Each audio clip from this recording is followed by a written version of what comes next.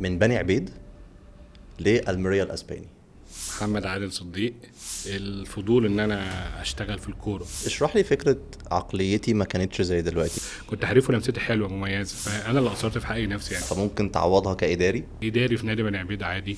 كان في عندنا احداث بورسعيد ان احنا نتعاقد مع كابتن علي ماهر، وعايز توصل انك تبقى مدير رياضي انت لازم تعرف من كل شيء على الاقل. هي كانت خلاف عليا انا كشخص.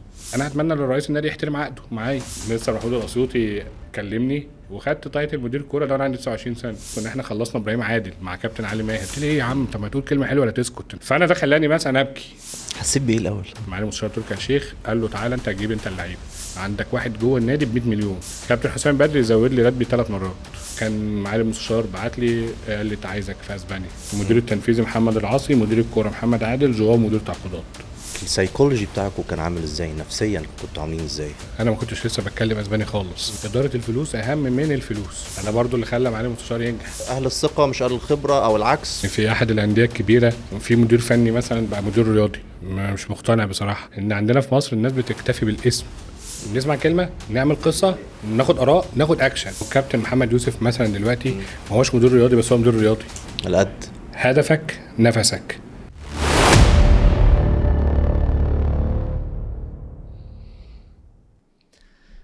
محمد عادل صديق، رحلة طويلة من بني عبيد للميريا الاسباني، عايز اسمعها كلها. انا محمد عادل صديق. انا نشأت في بيت كروي. والدي كابتن عادل صديق كان لاعب في نادي المنصورة وكان لاعب في نادي بني عبيد زمان. هو اصلا بلده بني عبيد، ومسك مدير فني لنادي بني عبيد اكتر من سنة، والحمد لله وفق وصعد بيهم من الدرجة الرابعة للتالتة لتانية. بعد كده مسك أندية تانية على صعيد قطاع الدلتا. فانا كنت محظوظ ان انا نشأت في بيت كروي اصلا بيحب الكوره. اوكي.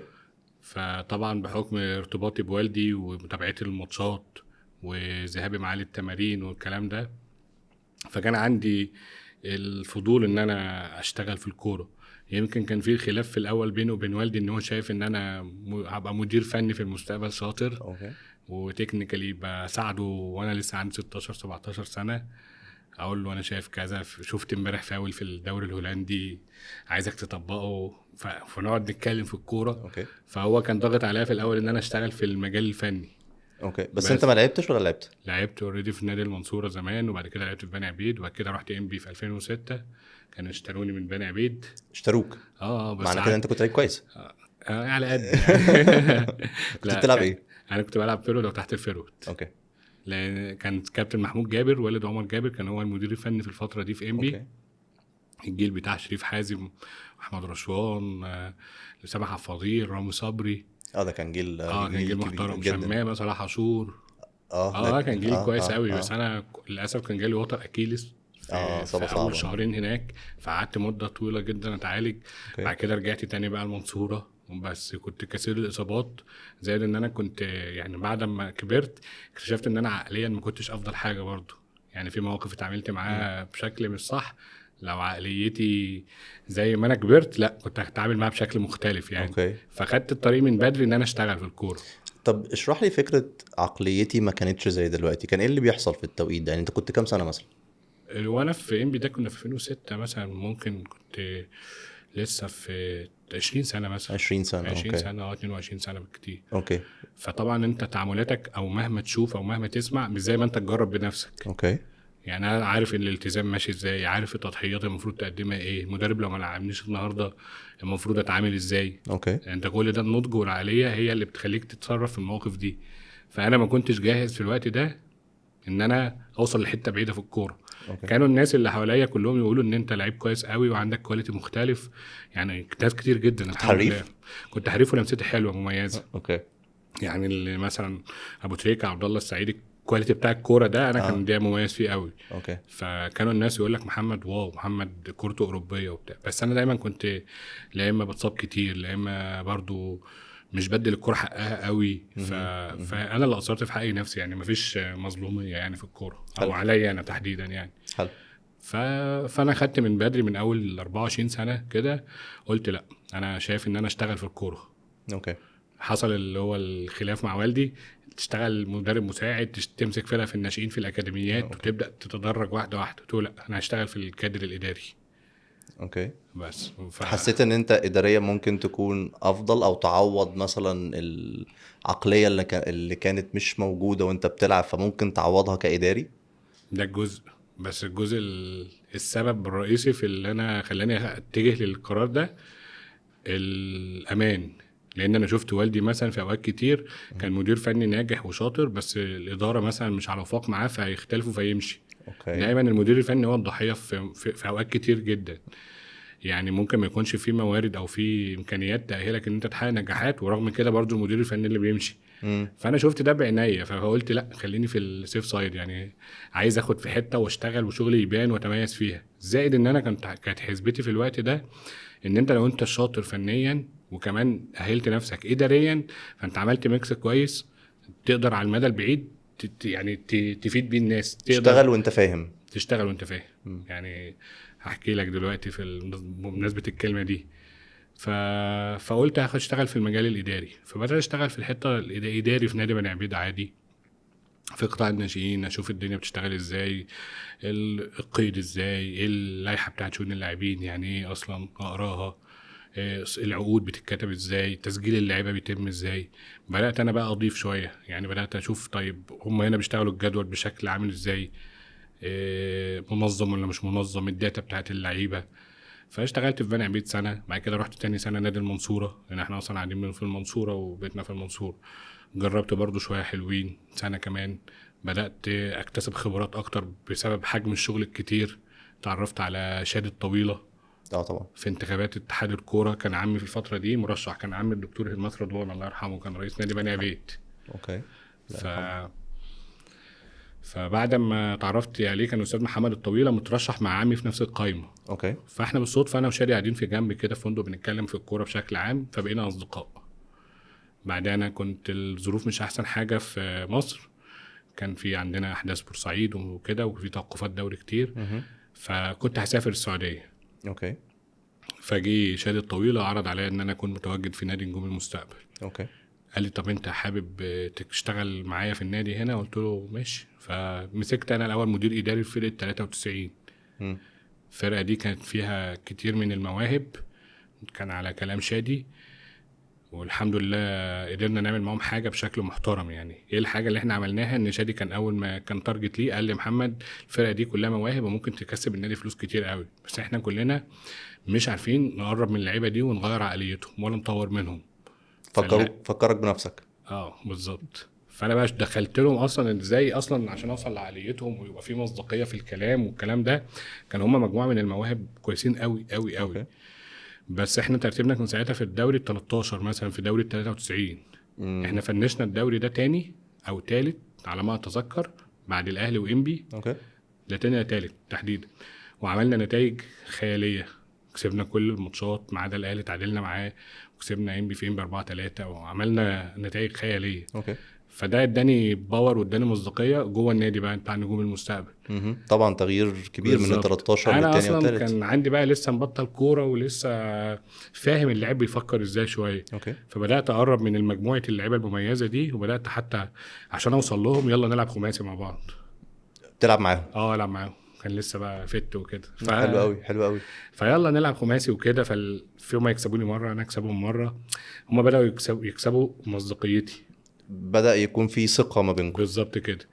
فبدأت توجههم للصح ليهم وللنادي. انت ازاي تشتغل على نفسك، ازاي تفهم انت ايه دورك اصلا في النادي، انت المفروض تعمل ايه، انت مهما كان في معوقات قدامك هتستفيد ايه ان انت تتأثر بيها وهتعرف تتلاشاها ازاي وتنجح. ولو نجحت احساس النجاح ده ايه. ففي الحمد لله بفضل ربنا حصل تأثير ايجابي عليهم. اوكي. والمجموعه دي اتباع منها لعيبه بارقام كبيره، يعني احدهم مثلا كان اسلام الفار. اللي اتباع طبعا. للنادي الاهلي. ولعبه بقى تانية الحمد لله، همام محمد. كان في همام الفيرود انا فاكره. بالظبط. ومحمد ابو سريع ونصر رمضان ولاعيبه احمد جمال. كان لعيبه مميزه. كانت فرقه كويسه، كانت فرقه جميله، وطلعوا لعبوا الفريق الاول وادوا بشكل كبير جدا. بالظبط. وبعد كده كمان اتباعوا كلهم ودخلوا فلوس كويسه لنادي نجوم المستقبل. فانت اديت كانت تجربه انا عشت فيها طبعا، وخدت فيها حجم خبرات كبير جدا جدا جدا، وكنت قادر ان انا ابقى مثلا حياتي كلها للشغل. يعني كنا بنشتغل في نادي نجوم المستقبل ده من 8 الصبح مثلا لحد الساعه 11 12 بالليل، اللي هو بنظام فكره اليوم الرياضي كل حاجه خاص وكنت في وقت الفرقه بتاعتي، وفي وقت الباقي الفرقه في الناشئين، وفي وقت للشغل الاداري بقى اللي هو الورقي، وفي وقت للشغل التنظيمي اللي انت كل ده بتعمله لازم تنظمه. وده كانت عندي الملكه دي ان انا كل حاجه عندي منظمه. وبحب دايما ان انا ابقى عامل داتا بشكل معين تسهل عليا، حتى لو الاونر ولا السبورتس دايركتور ساعتها ولا اي حد مش طالب مني، انا كل ده لازم يبقى عندي كده. حلو جدا. فالحمد لله ده مع الوقت بيسهل عليك وبيديك خبرات اكتر. هما جم طلبوا مني في نادي نجوم المستقبل ان انا ابقى مشرف، زي مشرف على الاداريين ومشرف على النادي. يعني كنت يعني من فرقه 93 هتبقى مشرف على اداريين النادي كله. كنت في لجنه في النادي بتدير النادي، كان مستر محمد طويله وشادي طويله وساعتها مهاب طويله. هما بقيت انا معاهم بقى. واحد من الناس اللي مسؤوله في النادي اللي بتدير القصه اللي كلها، بتدير وليها جزء الحمد لله مهم. يعني قدرنا الحمد لله نختار لعيبه صح، ونختار مدير فني صح، ونجحنا وصعدنا من الدرجه الثالثه للدرجه الثانيه الممتاز به. وده كانت اول سنه في تاريخ النادي، وكانت حاجه كويسه يعني. حلو جدا الحمد لله. بعد كده سافرت السعوديه بسبب ظروف ما يعني، والكره في مصر مش مستقره وكده. سافرت السعوديه، مسكت في نادي الوطني السعودي في تبوك.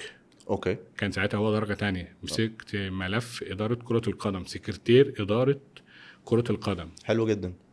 تحول كبير من مصر للسعوديه. كان ساعتها رئيس النادي مديني سبورت ان هو عايز شخصيه صغيره في السن، منظم، بيفهم في الكوره، بيتكلم انجليزي. فده كان معانا ستاف اصلا كله كروات، ومعانا ناس تانية توانسه.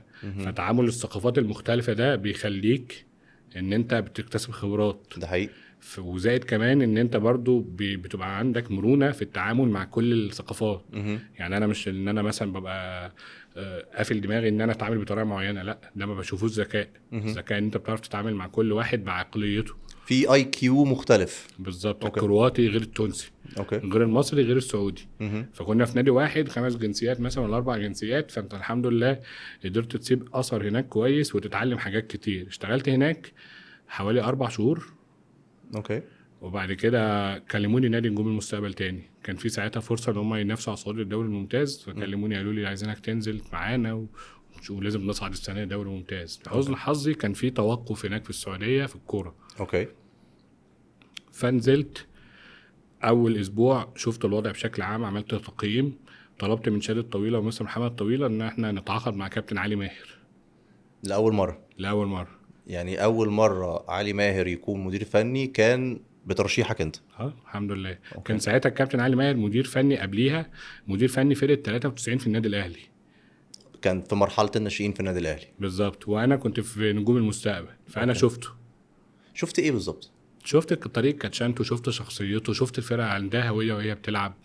فانا الميكس الاداري على الفني خلاني اكون قرار ان الراجل ده مدرب جيد جدا. حلو جدا. ساعتها الكابتن علي كان مع جاريدو مدرب تاني او تالت، وبعد كده هم مشوا ما كانش مرتبط بحاجه. فمستر محمد طويله قال لي لا، احنا عايزين نصعد دوري ممتاز. انت بتقول ايه اصلا؟ حد ملوش لسه حاجه. مفيش. فقلت له انا عندي ثقه فيه. يعني انا شايف فيه اصلا فرقه 93 اللي هو نجح فيها مع الاهلي، خد الدوري بفرق كبير. احنا اصلا قوام الفريق الاول عندنا في نجوم المستقبل كله مواليد 93، نفس الجيل اللي هو فنفس الجيل. نفس العقليات ممكن تكون قريبه شويه من بعضها. اشتغل على الفئه السنيه دي. بالظبط. زائد ان هو عنده من الشخصيه ما ينقص اللعيبه اللي احنا معانا في الفريق الاول. فانا عملت في الاخر يعني خلطت الميكس ده، وقلت ان ده من وجهه نظري انسب قرار يعني.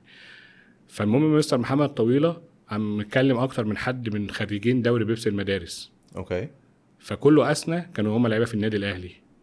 يعني كلم 3 والثلاثه اثنوا على الكابتن علي ماهر. لا ده مدرب جامد، ده مدرب مختلف. فكلمني وقال لي خلاص اقعد معايا، يلا اتفق.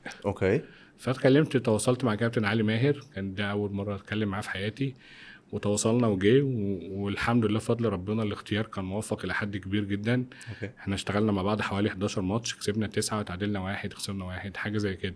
نتيجه بس كويسه جدا. انا في خلال 3 شهور انا اعتذرت بقى، ما كملتش ليه؟ لاسباب شخصيه كده، اختلاف في وجهات النظر، حاجات كده يعني. أوكي. وبعدين كان لازم ارجع السعوديه كمان، لانهم كانوا مستأذنين النادي السعودي لمده معينه، اوكي. فانا تجاوزت كمان المده دي، اوكي.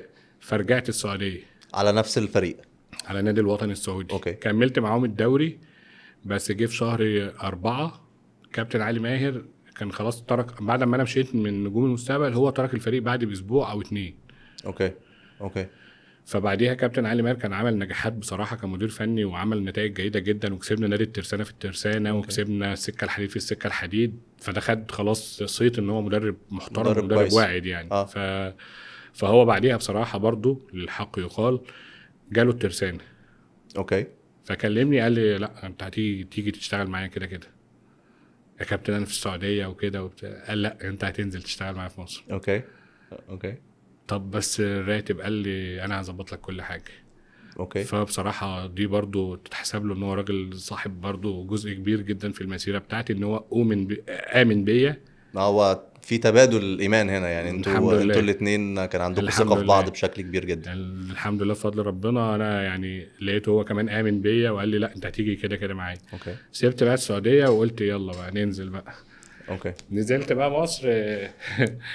طبعا الظروف في نادي جماهيري زي الترسانة كانت صعبة جدا. كانت الترسانة وقتها بيلعب درجة تانية.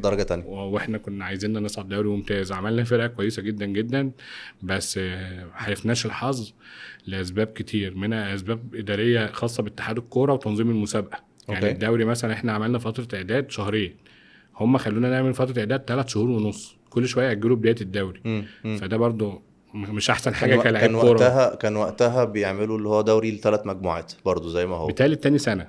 3 مجموعات. 3 مجموعات وجه قبلي وبحري والصعيد. اوكي. فاحنا كنا في مجموعه القاهره، فبسبب تاجيل الدوري اكتر من مره البدايه بتاعتنا ما كانتش على قد الطموحات. تعادلنا 2 ماتشين وخسرنا ماتش. اوكي. 3 ماتشات بس. يعني احنا اصلا بدأنا فترة اعداد 6، مشينا في اخر شهر 10. يعني عندكم 2 بوينتس من 9 فهم حسبوها كده يعني. هو ما حسبوهاش، هو الكابتن علي ماهر ما كانش مرتاح، هو اللي خد القرار. اوكي. قال لي انت شايف ايه؟ قلت له كابتن انا معاك، انت جيت من السعودية عشانك انت، فاللي انت شايفه انا معاك. اوكي. فقال لي طب انا هنمشي، قلت له يلا. حلو. فمشينا. فحصل فيها ساعتها الكابتن ايمن علي امين الصندوق في النادي الترسانة كلمني، شخص جميل يعني وانا بحبه على المستوى الشخصي. كلمني وقال لي يا محمد انت كمل، انت ماسك جزء كبير في الاداريات. قلت له انا اسف والله انا مع كابتن علي يعني. اوكي. فطبعا كابتن علي طبعا ما شفتش منه غير كل خير، فده اقل واجب اصلا يعني. انا مش بجامل مثلا، لا هو ده الراجل هو اللي امن بيا، وهو اللي قال لي تعالى انزل مصر اشتغل معايا، فده اقل واجب يعني ان انا اعمله يعني.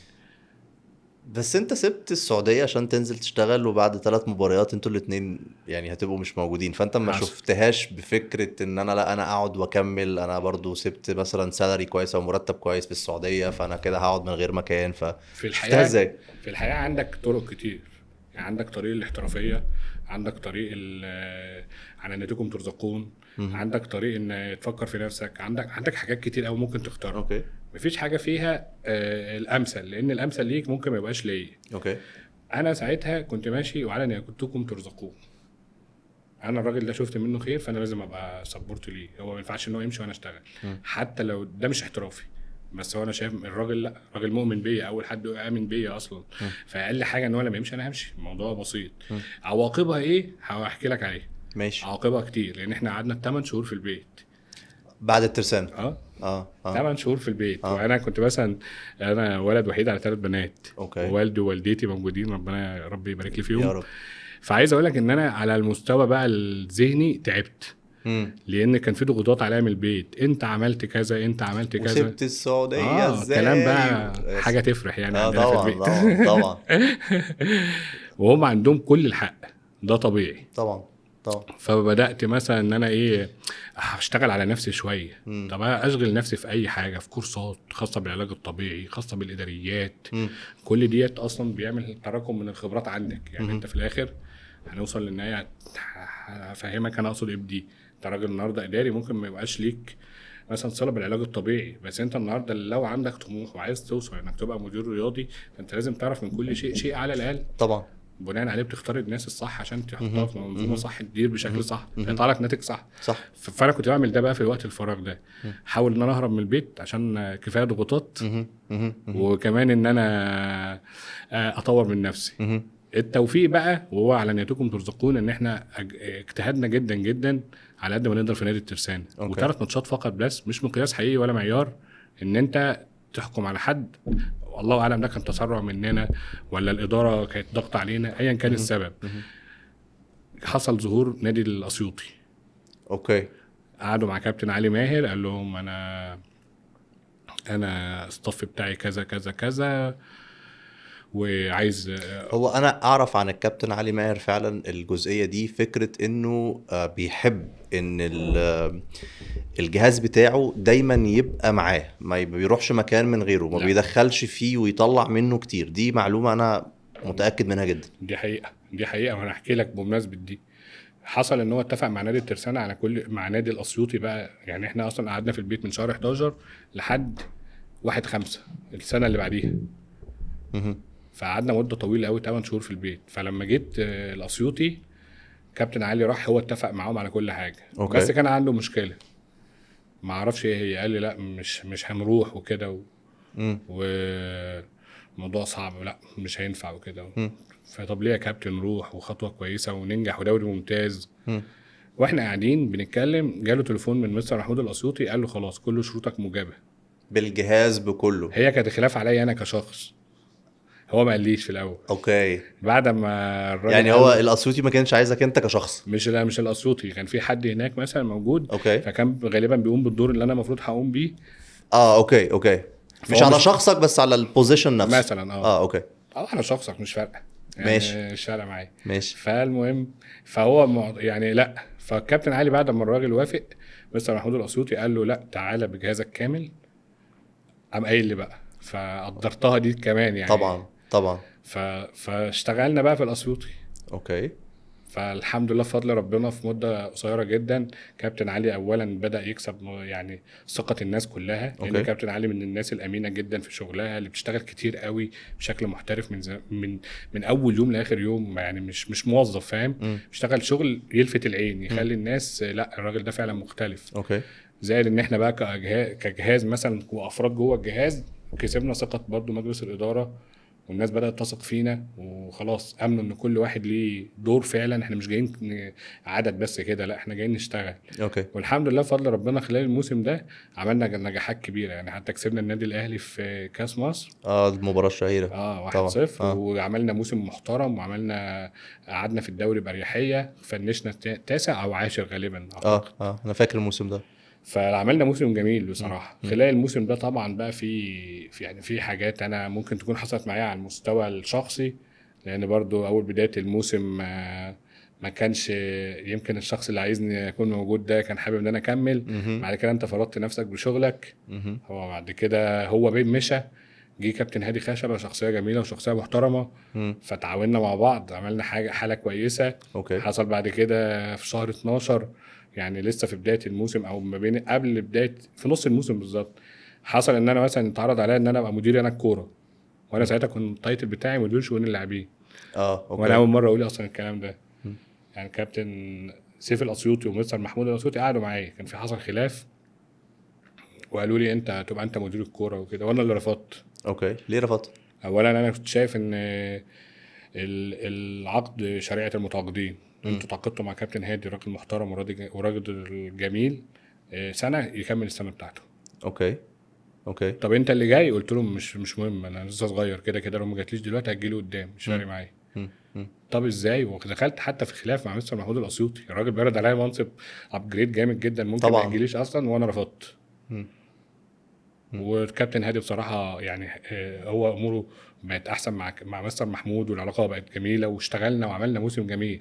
وكان نجاح لكل الناس بصراحه. اوكي. ففضل ربنا يعني. دي برضو موقف، لو انت انسان ما انتش واثق في نفسك وعندك يقين في ربنا، لا هتجري وتقول يلا نروح نشتغل مدير كوره وانا هاخد اللقطه دلوقتي وانا صغير والكلام ده. بس انا كنت عمري ما حسبتها كده خالص. بتخلي بالك انت من العلاقات الشخصيه وانت شغال دايما، صح كده؟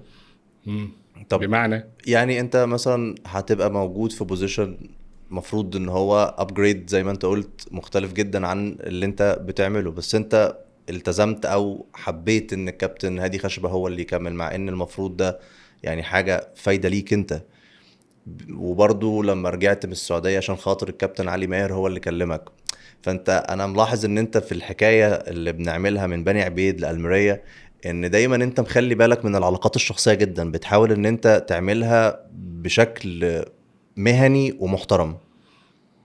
والله انا مش عارف ساعتها كانت نيتي ايه بصراحه، عشان ما اكذبش، ما بحبش اقول اوكي. كلام يعني اجمل الكلام. انا مش اوكي. عارف ساعتها كانت ايه نيتي، بس ايا كان، انك حتى لو بصيت لعلاقه شخصيه مع حد، هو كده كده مع الوقت ما بينفعكش، لان الناس بتتغير، فاهم؟ بس اوكي. انا برضه مش فارق معايا. انا اه. راجل عنده يقين في ربنا جدا فوق ما تتخيل، ومؤمن بقدراتي. اوكي.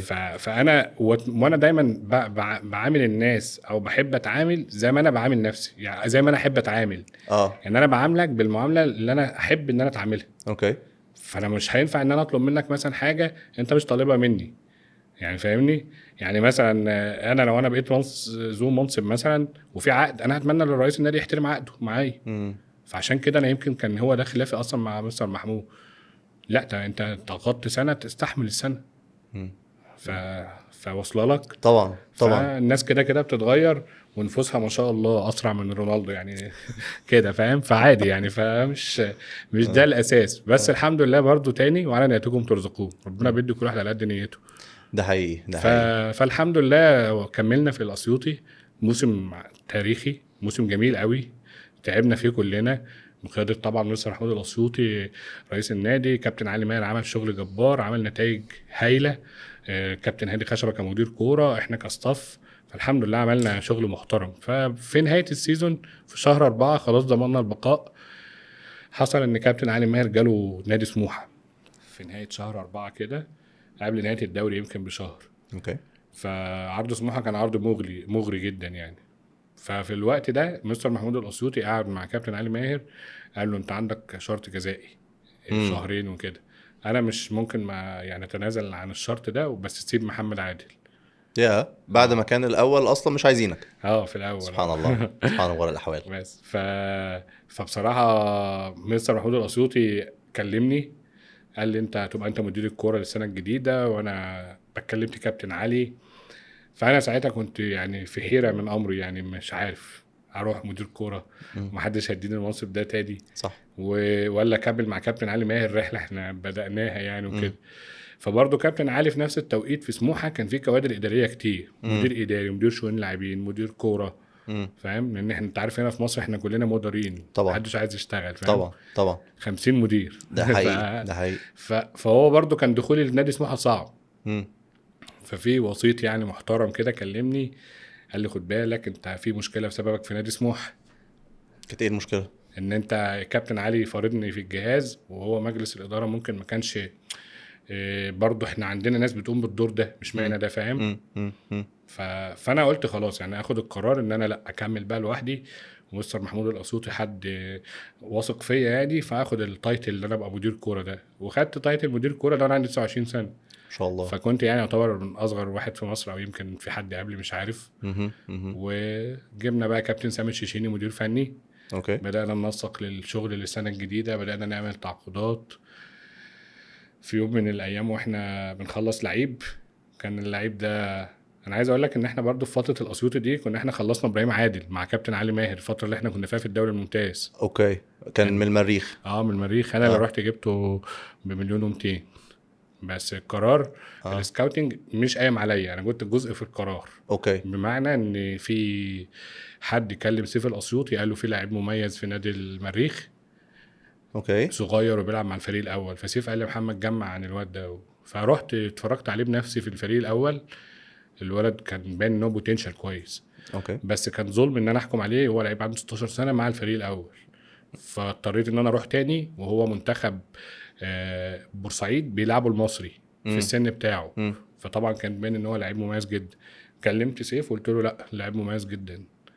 فقال لي ماشي. كان بقى مستشار نهاد حجاج، كان المستشار القانوني للنادي الاسيوطي، دخل في مفاوضات مع رئيس نادي المريخ استاذ احمد جوهر، قال له 1.5 مليون 2 مليون حاجه زي كده، وبعد كده قعدوا لغايه ما وصلوا 1.2 مليون.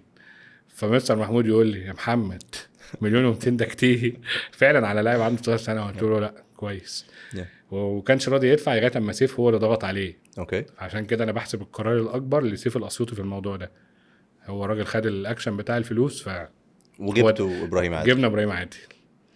جبنا ابراهيم عادل واشتغل معانا شويه وبعد كده كان عنده امتحانات وحوارات، وكان نزل بورسعيد قعد شويه، وكده بدا بقى الموسم الجديد بقى. وانا مدير كوره، كان ده احد الناس اللي انا يعني بنبني عليها المشروع بتاع الاسيوطي بشكل كامل. فالكابتن سامي الشيشيني حتى كان هو المدير الفني في التوقيت ده. اول ما شافه كلم كابتن عصمت معد البدني، قال له ده يتعمل له برنامج خاص، ده هناخد بالنا منه، ده لانه هو شاف فيه حاجه مختلفه من اول يوم. فالحمد لله في يوم بقى من الايام وانا بجيب لعيب من المريخ تاني مدافع، فجبته وخلاص خلصت الديل. فعرفت ان في لعيب كنا في بورسعيد في لعيب كويس قوي عايز اخلصه. يعني احنا خلصنا ماتش سموحه، كنا بنلعب سموحه في قبل نهائي كاس مصر. ده كان اخر ماتش في السيزون وخلاص خلصنا الدوري. خسرنا بضربات الجزاء. وبالمناسبه دي يعني بحب اقول البقاء لله في الكابتن ميمي عبد الرازق اللي هو كان هو المدير الفني في التوقيت ده. قدم لله، شخصيه عظيمه، شخصيه جميله، عظيمه. ربنا يرحم كل الاموات اللي في مجال الرياضه وعامه في جميع المجالات. كابتن ايهاب جلال، كابتن احمد رفعت، كابتن ميمي عبد الرازق، يعني ربنا يرحمهم كلهم يا رب. بس وقبلهم بقى انا احب اقول طبعا ابراهيم يوسف، ده كان ابويا كان ابويا الروحي. الغزال كان ابويا الروحي. كابتن عبد الرحيم محمد برضو كان اب روحي برضو. هتزعلنا انت كده. كلهم كانوا ناس، كانت ناس عظيمه، يعني كانت ناس عظيمه. خلصنا الماتش بتاع سموحه دوت، خسرنا ضربات الجزاء، والمفترض ان احنا هناخد اجازه بقى. فمستر محمود الاسيوطي قال لي خلاص ناخد لك بقى اجازه اسبوع 10 ايام تفصل ما بين السيزون ده والسيزون الجديد ونبتدي. بعد 5 ايام كنت مقابله بنفس اللبس، فقال لي محمد هو انت ما روحتش؟ قلت له لا. قال لي ازاي؟ قلت له انا عملت 1 2 3 4، طلعت من بورسعيد على اسكندريه، من اسكندريه على بلد جنب المنصوره، المنصوره على القاهره في 3-4 ايام، لدرجه ان انا جبت حد هو يساعدني يعني في السواقه وكده. كنتش بنام، انا بقى عايز اثبت نفسي ان انا حد شاطر وهاخد منصب كبير عليا هنا في مصر يعني بيقولوا كده. فانا كنت عايز اطلع طاقه، عارف انت حماس المبتدئين ده. وكنت كمان حسبتها ان انا اللعيبه اللي انا حاطط عيني عليها من نهايه السنه اللي اتعاقدوا معانا للسنه الجديده، اللعيبه دي ممكن تتاخد في اي وقت. فانا ابدا من بدري جدا عشان ابقى انا معايا ونقعد مع كابتن سامي الشيشيني وابقى انا جاهز في كل حاجه وكده. فالحمد لله يعني ما خدتش حتى اي راحه خالص، اشتغلت على طول لان انا عايز اثبت نفسي يعني واكون قد الثقه اللي النادي ادهاني. لان مستر محمود الاسيوطي برضو من اصحاب الفضل عليا، ان هو راجل يؤمن بيك ان انت قادر ويديك منصب في نادي في الدوري الممتاز وانت عندك 29 سنه. طبعا ما حدش بيعمل كده. طبعا فطبعا كنت حابب ان انا اكون قد الثقه دي. اشتغلنا 2 اشتغلنا 5 شغل اداري وتنظيمي ومعسكرات متظبطه، الادوات، الملابس، احتياجات الجهاز الفني بشكل كامل، اللعيبه كنا شبه عاملين 20-30% من التعاقدات اللي احنا عايزينها، والباقي يعني كان عندنا اصلا قوام محترم ودعمنا ببعض اللعيبه. فخلاص كان عندنا فاضل لنا 20-30% بس نقفل بيهم السكواد. وده كنا هنعمله بالتعاون مع كابتن سامي واحنا شغالين قبل ما الدوري يبدا. النادي اتباع. اوكي قصه بقى النادي اتباع واحنا شغالين انا وكابتن سامي الشيشيني. فبدانا نشوف عربيات مرسيدس كتير قوي جوه النادي وناس لابسه بدل. واحنا بقينا ليفربول ولا انا مش عارف. فاهم في حاجه غريبه بتحصل جوه النادي. فبدانا نقلق يعني. بس كابتن سامي الشيشيني عنده معلومات، قال لي يا محمد انا حاسس النادي بيتباع. ده كان للشركه الاماراتيه؟ لا، مع المستشار. اوكي. فانا برضو قلقت، فاكلم مستر محمود يقول لي لا مفيش حاجه، ده سبونسر بس اصبر شويه. اوكي اقول له ماشي. فهو طبعا خايف بقى فاهم يقول احسده، فكان بيدار على شمعته يعني. اوكي بعد يومين 3 قال لي محمد احنا بعنا النادي. اوكي. قلت له الله. وانا هروح فين بقى ان شاء الله؟ انا بقيت بقى مدير كوره وسبت كابتن علي بقى وما وكده. بنامش ولابس نفس اللبس 5 ايام، يعني مش بقى هينفع. هنرجع للصفر تاني، مش راضي يسيبنا. هو في ايه يا جماعه؟ اوكي. فقال لي اصبر بس، اللي جاي خير ليك، واحنا بعنا النادي وبس، الناس اللي جايه دي ناس هتعمل حاجه تانية وهتغير شكل الرياضه في مصر. ماشي خلاص، اعمل ايه؟ انا مش هوقف بيع يعني، انا مالي، فخلاص هو نصيبي كده. فما لحقتش ان احنا كنت نبدا خايف الدوري. وقلقان ان انت ممكن في لحظه من اللحظات ما تكونش موجود؟ لا كنت مرعوب، عارف ليه؟ لانه واثق ان النفوس بتتغير بتاعه الناس، فاللي هيقف جنبك يعني اللي عايز يساعدك هيتغير، واللي انت متعشم فيه، انا دايما عاشم في ربنا بس في اوقات النفس ضعيفه فبتتعشم في ناس ان هم بس يبقوا سبورت ليك، يقفوا جنبك فاهم. فانا كنت واثق ان الناس بتتغير بسرعه، فما كنتش عايز ارجع لده. اوكي. فده القلق. مفهوم. انما فكره ان انا ابدا تاني من الصفر عادي، انا جاي من رابعه 3، فانا عندي الجلد ده وعندي الغل بتاع النجاح ده. فماشي. بس المشكله الناس بقى، يعني انا حصل اصلا معايا اول ما النادي اتباع، احد الناس اللي كانوا مقربين مني جدا كلمني، ها النادي اتباع. فرحان فيك؟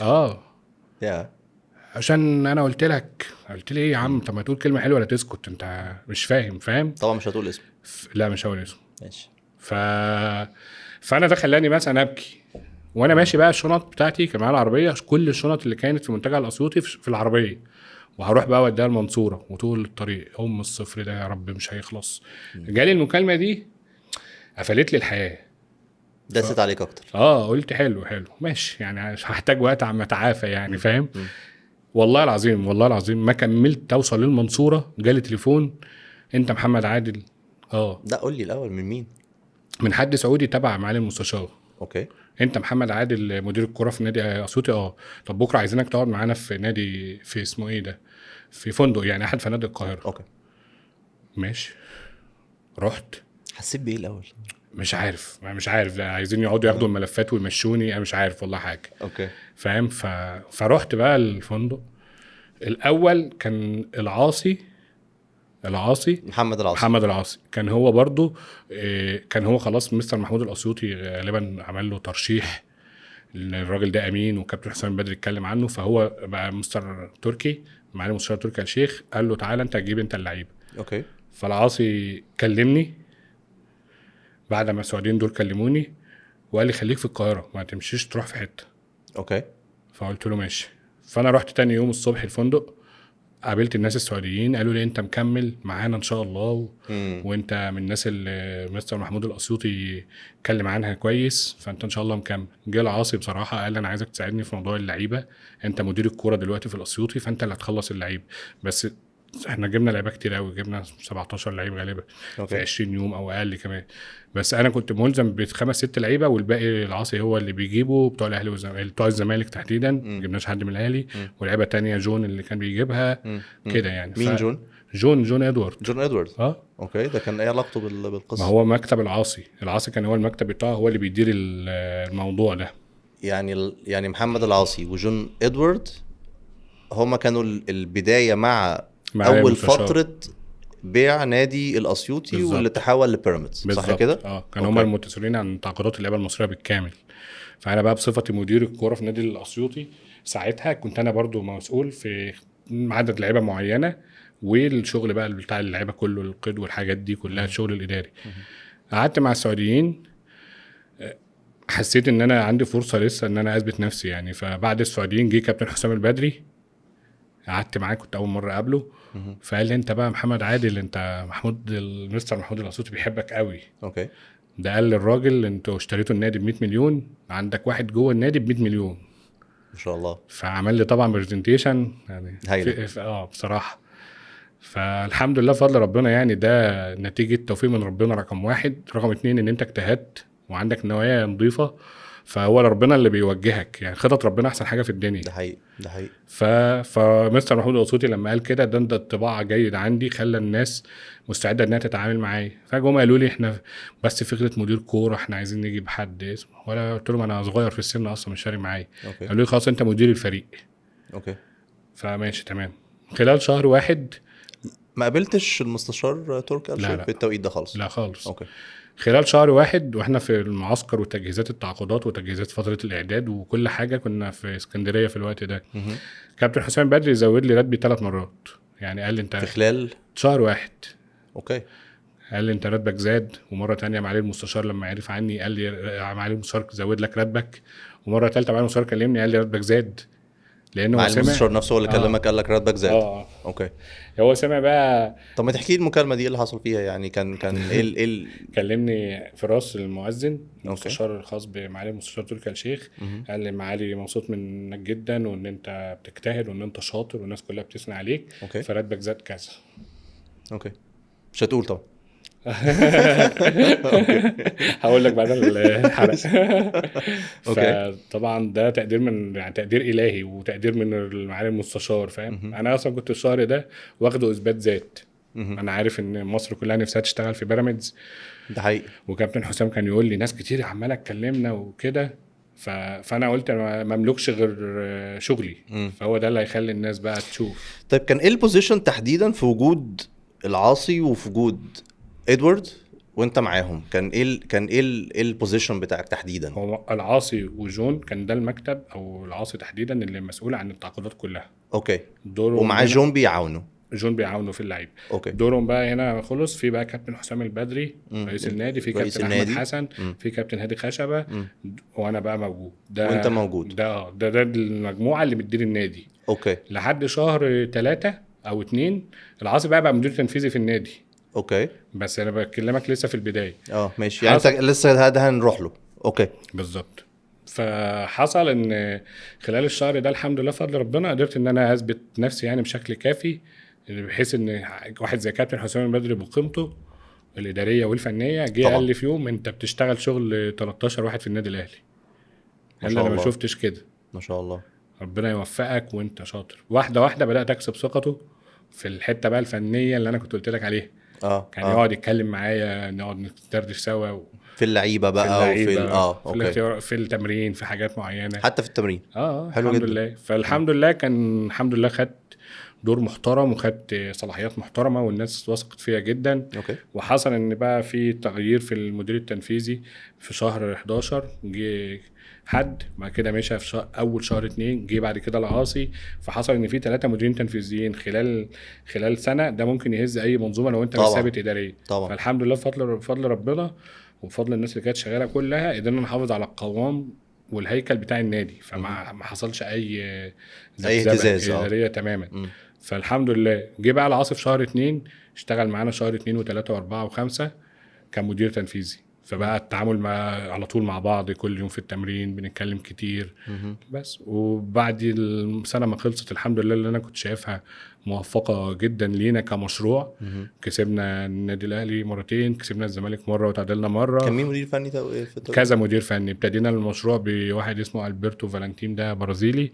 بعديها ريكاردو لافولبي كان مستشار فني هو اللي مسك كذا ماتش. بعد كده كابتن حسام حسن جه. بعد كده كابتن أحمد حسن جه مؤقت ماتشين كده. بس دول اللي كملوا السيزون يعني. والسيزون عدى. وبعدها رامون دياز. اوكي. السيزون عدى الحمد لله. انا كنت شايف يعني وجهة نظري انا شخصيا ان ده كان موسم ناجح جدا، ان انت تكون فريق في 17 يوم ولا 20 يوم وتاخد 3 الدوري بعد الاهلي والزمالك طبعا وتصعد كونفدراليه واديت اداء وجبت لعيبه محترفين خليت الجميع يشهد بيها. فلا احنا نجحنا الحمد لله بفضل ربنا. اوكي. جه بعديه بقى كده السيزون بتاع بيراميدز خلص. فانا كملت السيزون في شهر 6 النادي اتباع تاني.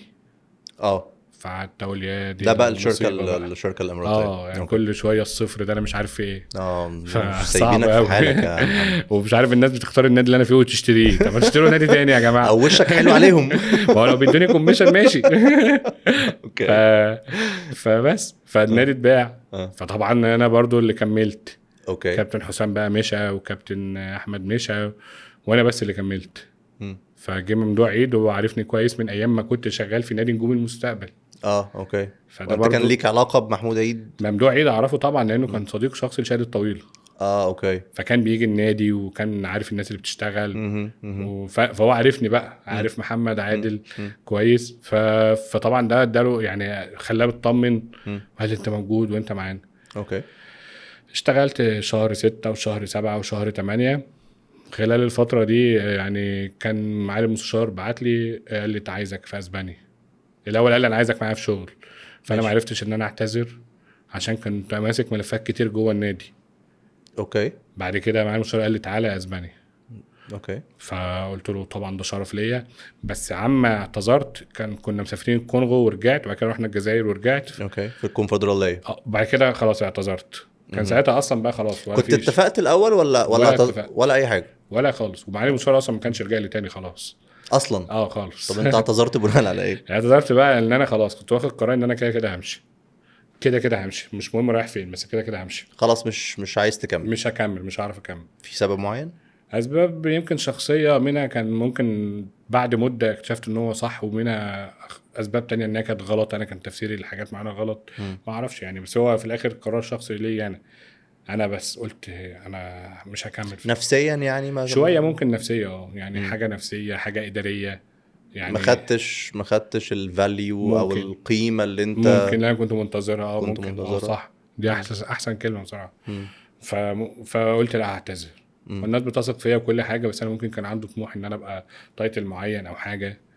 بعدها بقى كلمني يعني كذا حد. لا خلينا نقف هنا. يعني الواقع او التعامل في وجود المستشار تركي آل الشيخ اتغير بعد الشركه الاماراتيه، ولا الكادر المصري هو اللي كان فيه مشكله، ولا الكادر اللي جاي من السعوديه او الامارات هو اللي كان مش على نفس المستوى؟ بص انا هتكلم عن معالي المستشار تركي الشيخ لان انا عشت معاه سنه كامله جوه بيراميدز، فاقدر اقول لك طريقه الشغل، المتابعه الدقيقه، التفاصيل، الحس على نتائج في اسرع وقت، مفيش اعذار لاي حاجه. فكان حجم الشغل كبير وتحت ضغوطات، والكل بيحاول يبذل اقصى حاجه عشان ينجح. مقابلها قيمه كمان. مقابلها قيمه 100%. هم كمان 100%. بيقدروا القصه دي بشكل كبير، بيقدرونا اكتر مما نستحق. الموضوع يعني حلو غير قابل للنقاش. اصل مش هقول لك باخد حقي وان انا اشتغلت 20 ساعه. لا، في ناس تانية بتشتغل 20 ساعه واحسن مني ما بياخدوش ده. اوكي. بس هو بيبقى اكتر مما نستحق. اوكي. فدي نقطه يعني غير قابله للنقاش. تمام. الجماعه الاماراتيين انا حضرت معاهم فتره اعداد وماتشين افريقيا، ما خدتش معاهم الوقت الكافي ان انا اعرف ايه الطريقه اللي هم بيشتغلوا بيها. يبقى الكادر المصري ممكن الكادر المصري كان عنده مشكله في ايه برضو مش فاهم. يعني هل انت ما قدرتش تتعامل مع انا كانت مشكلتي فين؟ مع الكادر المصري. ما كنتش قادر تتعامل معاهم. الجماعه الاماراتيين لا كانوا بيحترموني جدا، خاصه ان معالي الاستاذ سالم الشمسي كان عضو مجلس اداره في ايام معالي المستشار تركي آل الشيخ. فهي يعني قريبين من بعض. فيمكن بس عدم الارتياح او عدم التقدير الكافي ان انا من الكادر المصري اكيد ممكن. دي حقيقه. بس انا ما كنتش فاهم السؤال في الاول. بس اوكي. فبس فاعتذرت بقى. حصل بعديها ان انا جاي لي الحمد لله. يعني كابتن حسام كان عايزني معاه في المنتخب، كان كابتن حسام بدري ساعتها ماسك منتخب مصر. ده حقيقي. فكان عايزني معاه في المنتخب بس ما اتفقناش برضو. ولسه مكالمه المستشار تركي آل الشيخ وهي مكالمه والدنيا ما اعرفش بقى ايه اللي هيحصل والله. اوكي. كلمني احد الانديه بتاع انديه القمه هنا في مصر. اوكي. قعدنا قعده ظريفه يعني، وقلت له خلاص اديني وقت افكر. خلال اليومين دول ربنا كرمني مولوده بنت كان وشها حلو بقى. كان اسمها ايه؟ كندا. حلو الاسم. عندي كندا ودليدا ومالك ما شاء الله. فكندا بقى كان وشها حلو، ربنا كرمني بقى يومين معالي المستشار بعت لي قال لي تيجي يلا اسبانيا، انت مشيت؟ قلت له مشيت. اوكي. قال لي قدمت استقاله؟ قلت له قدمت استقاله. قال لي خلاص تيجي اسبانيا. هو اللي كلمك شخصيا؟ هو اللي كلمني اولا على الواتساب. بعد كده العاصي. اوكي. محمد. محمد كان ماشي برضو في التوقيت ده. امال كان مين الكادر المصري في توقيت؟ كان ممدوح عيد. اوكي. اوكي. والعاصي مشي وجون مش موجود جون كان شغل تعاقدي في الاول خالص في اول السيزون بس. خلال السيزون كان العاصي هو الاكتر. اوكي. فبس فالعاصي بقى كلمني قال لي المستشار بعت لك، قلت له طب انت هتيجي امتى؟ بكره. طيب تمام يلا نجهز الدنيا. رحت طبعا، لو هو الراجل مش رحت على اسبانيا؟ رحت على اسبانيا على طول. اوكي. هو برضو الراجل عشان عندي سابقة اعمال معاه جيده، فهو فيه ثقه وفيه مصداقيه، وده بيسهل عليك حاجات كتير، ان انت اوكي. رايح في ناس هناك عارفينك، والراجل واثق فيك، معالي المستشار وبعدها العاصي كمان واثق فيك، فده بيخليك تشتغل باريحيه. اوكي. ولو انا اصلا يعني الحظ الحمد لله خدمني ان انا الناس دي صبرت عليا اكتر من سنه ونص، عشان ولا لغه ولا اي حاجه. انا كنت شايف نفسي ان انا مش اضافه في اول مشروع. لا احكي لي، انت رحت اسبانيا، بالظبط. وصلت انت مش عارف انت رايح على ايه اصلا، اشتغلت على طول، قالوا لي انت مسؤول ملف الكوره، انت مدير الكوره. وكنت في عارف ان هم اشتروا نادي الميريا؟ اه اوكي. يعني هم ودخلت. اتكلموا معاك في ده قبل ما تروح، قبل ما لا تروح لا، اسبانيا؟ ما انا كنت عارف متابع الاخبار، معالي اوكي. المستشار اوكي. اشترى نادي وبقرا الاخبار، والعاصي اوكي. بشوفه وهو بيعمل التعاقدات، فكنت عارف انا رايح فين. اوكي. فده برضو خلاني اروح، ان في ناس عارفينك هناك وواثقه في شغلك، فانت هتاخد مده عشان دي ثقافه جديده وحياه جديده مهم. والكلام ده. مهم. فطبعا ده قبله ان انا لازم اشتغل على نفسي، سواء في عامل اللغه الاسبانيه، سواء في عامل التفكير. مم. يعني انا برضو ما كنتش اسمع زمان على اللي هي الطاقه الايجابيه والطاقه السلبيه وطريقه التفكير والكلام ده. اوكي. فبدات ان انا الجا لناس تساعدني ازاي افكر، عشان ابقى قريب من الناس اللي انا بتعامل معاها. طيب قول لي، انت اول ما وصلت البوزيشن مدير الكوره. مدير الكوره؟ مدير الكوره. اوكي. هناك النادي الهيكله بتاعته كانت بسيطه قوي. المدير التنفيذي محمد العاصي، مدير الكوره محمد عادل، جواه مدير تعاقدات. اوكي. دول الثلاثه اللي بيديروا ملف الكوره، والقرار الاخير للعاصي بالتنسيق مع معالي مستشار تركي آل الشيخ. اوكي. بس انا بقى تمام. يعني ايه مدير كوره؟ عايز لان اعرف طبيعه دوت العمل ايه. لان ان دوت بيحصل فيه تضارب كتير قوي في المسميات وفي الصلاحيات. اوكي. يعني هي ممكن تكون مسمى واحد ليه صلاحيات مختلفه. يعني الاداري مثلا هناك في اسبانيا ممكن ما بيشتغلش زي الاداري هنا. مم. فايا كان، انا كمحمد علي كنت مسؤول عن ايه؟ كنت مسؤول عن ملف الكوره بشكل كامل، الحياه اليوميه للعيبه، التواجد في التمارين بكل طول الاوقات، متابعه اللعيبه، متابعه الجهاز الفني، حاله الوصل ما بين الجهاز الفني والاداره، حاله الوصل ما بين اللعيبه والاداره، مم. حاله الوصل ما بين اللعيبه والجهاز الفني. اوكي. يعني ازاي بتطور عقليه اللعيبه اصلا، ازاي بتشتغل على عقليتهم وتطورهم وتساعدهم ان هم يقدموا مردود ايجابي فيفيد النادي في الاخر. اوكي. ده الدور الفني اكتر. الاداري بقى شغل التنظيمي، كل ما يخص على كرة القدم فهو يندرج تحتي انا اللي مسؤول عنه. العمليات التنظيميه في المتطلبات، العمليه الخاصه بالداتا بتاعت اللعيبه، كل ما تتخيله من شغل اداري. في جزء تاني اللي هو خاص بالسكاوتنج. يعني احنا كنا بنقعد كمجموعه، انا عندي لعيبه شايف ومتابعها ان هي كويسه، برشحها للمدير التنفيذي، المدير التنفيذي بيبص عليها، بناخد فيها قرار. فهو ده ده الهيكله اللي احنا كنا شغالين بيها. يعني عندنا الحمد لله اكتر من لعيب، الحمد لله بفضل ربنا قدرنا ان احنا نعمل فيهم استثمارات جيده على مدار ال5 سنين. الحمد لله انا كنت شريك كبير فيهم، سواء في اختيارهم وكنت سواء في بتختار معاهم الحمد اللعيبه؟ لله الحمد لله. قرار في الاخر برضو عشان النقطه دي بس ما تتوضح، لمحمد العاصي، لانه المسؤول عن الناحيه الماليه. اوكي. انا ممكن ارشح 10، هو الراجل لو ماليا مش مناسب مش هيجيب. انا برشح من وجهه نظري الفنيه، الابعاد الاداريه والتجاريه والحاجات دي بتاعته. فالحمد لله كنت جزء كبير يعني في نجاح النادي في الجزء الاستثماري ده الحمد لله. طيب انت خلاص رحت اسبانيا وبدأت في شغلك هناك في البوزيشن ك ممكن نقول كوردينيتور، او ممكن نقول حد بينظم ما بين اللعيبة والجهاز الفني، ومجلس الإدارة والقصة دي كلها. اكيد في اختلافات في الرحلة دي كبيرة جدا ما بين ان انت تطلع من بني عبيد توصل في النهاية لألميريا، واكيد في حاجات شفتها طول الرحلة كتير اتعلمت منها. بس لما توصل لأسبانيا وتوصل لألميريا وتشوف الفرق اللي بيحصل على أرض أسبانيا وعلى أرض مصر، أكيد في حاجات كتير يعني خلتك هو أنا فين، أنا بعمل إيه. عايز الإحساس ده أو الوصف ده تشرحه لي. ماشي، سؤال حلو بصراحة. طبعا في عندك صدمة كده أول ما بتوصل أسبانيا. إزاي الناس دي بتشتغل، إزاي الناس دي احترافيين بشكل كبير جدا، إزاي الكواليتي بتاع اللعيبة دوت، إزاي التأسيس بتاع اللعيبة، إزاي الوعي بتاعهم. أوكي. كل حاجة بتشوفها بتتفاجئ بيها، كل حاجة. يعني مثلا ما بتتفاجئش مثلا بفكره تنظيم الحدث نفسه اللي هو تنظيم المباراه ودخول الجمهور وخروجها في وقت صغير جدا، لا لا لا، ده كل حاجه من جدول، من امكانيات جوه الدوري نفسه، للعيبه انت بتتعامل معاها، لكواليتي مدير فني وستاف بيساعده، كل واحد شغله مركز فيه ازاي وكل واحد بيقوم بدوره ازاي. الاختلاف كان كبير قوي بصراحه. انتوا كنتوا وقتها في الدرجة التانية؟ التانية، النادي كان في الدرجه التانية. اوكي. يعني الدرجه التانية هناك مثلا في اسبانيا تحديدا هي من اقوى الدوريات في العالم، ما اعرفش ترتيبها ايه بالظبط، الرانكينج بتاعها 10 12، مهم. بس عايز اقول لك ان هي لا يعني اقوى، لو هقارنها بمصر مثلا هي اقوى من الدوري المصري 5 مرات مثلا. واو. يعني الموضوع مفيش غير قابل للنقاش. من ملاعب بقى كل حاجة، تنظيم وملاعب وجمهور وكواليتي لعيبة مم. وكل حاجة، مم. ووعي، كل حاجة. ما كانش بيدور في بالك سؤال، هو الناس دي بتلعب كورة ليه واحنا بنلعب كورة ليه؟ هم لعبوا الكرة بالشكل الصح والشكل الأمثل اللي هي صناعة. مم. الرياضة صناعة. مم. هو ده اللي هم بيستغلوه، وهم مم. ده اللي هم ماشيين فيه. مم. احنا في مصر ما زالت غالبا لعبة، مم. ما اتجهتش لسه انها تبقى صناعة. مم. في مم. فرق كبير قوي بين ان انت بتلعب لعبه و... يعني احنا بنتعامل مع مصر، ما اعتقدش لسه وصلنا، او ممكن نكون واخدين خطوات بطيئه شويه، بحيث ان التنظيم بتاع الدوري، بحيث الملاعب، حاجات كتير مم. شويه احسن من قبل كده.